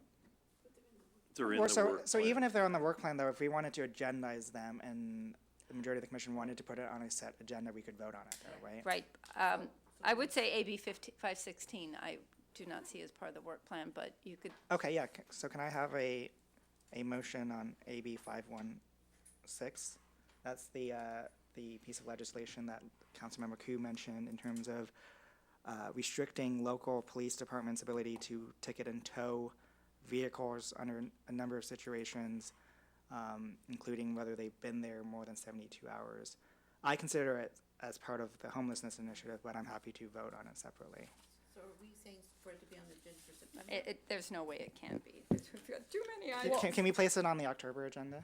We can look, you can give it as a suggestion, and then you and I can be Okay. in dialogue about it. Let me just say So one I last second thing. Okay, got it. And one last thing to say to you about that, Stephen, is that, if you're part of the homelessness initiative, you have the green light to try to find somebody to speak about it or to frame what it is that you want to do, right? So Or maybe so on you AB wanna- 516, I found the author of it. Right, so that's great, and that's how you should do that, Yeah. communicate with staff. I have already. Okay, good. In We terms, need to be in more dialogue yeah, together we're about talking, that. but in terms Okay. of the point in time count, I'd be happy to work with the staff to identify who can come and speak on those. I We think that's really more. appreciate that effort, yeah. I'm gonna adjourn the meeting, thank you, guys, okay.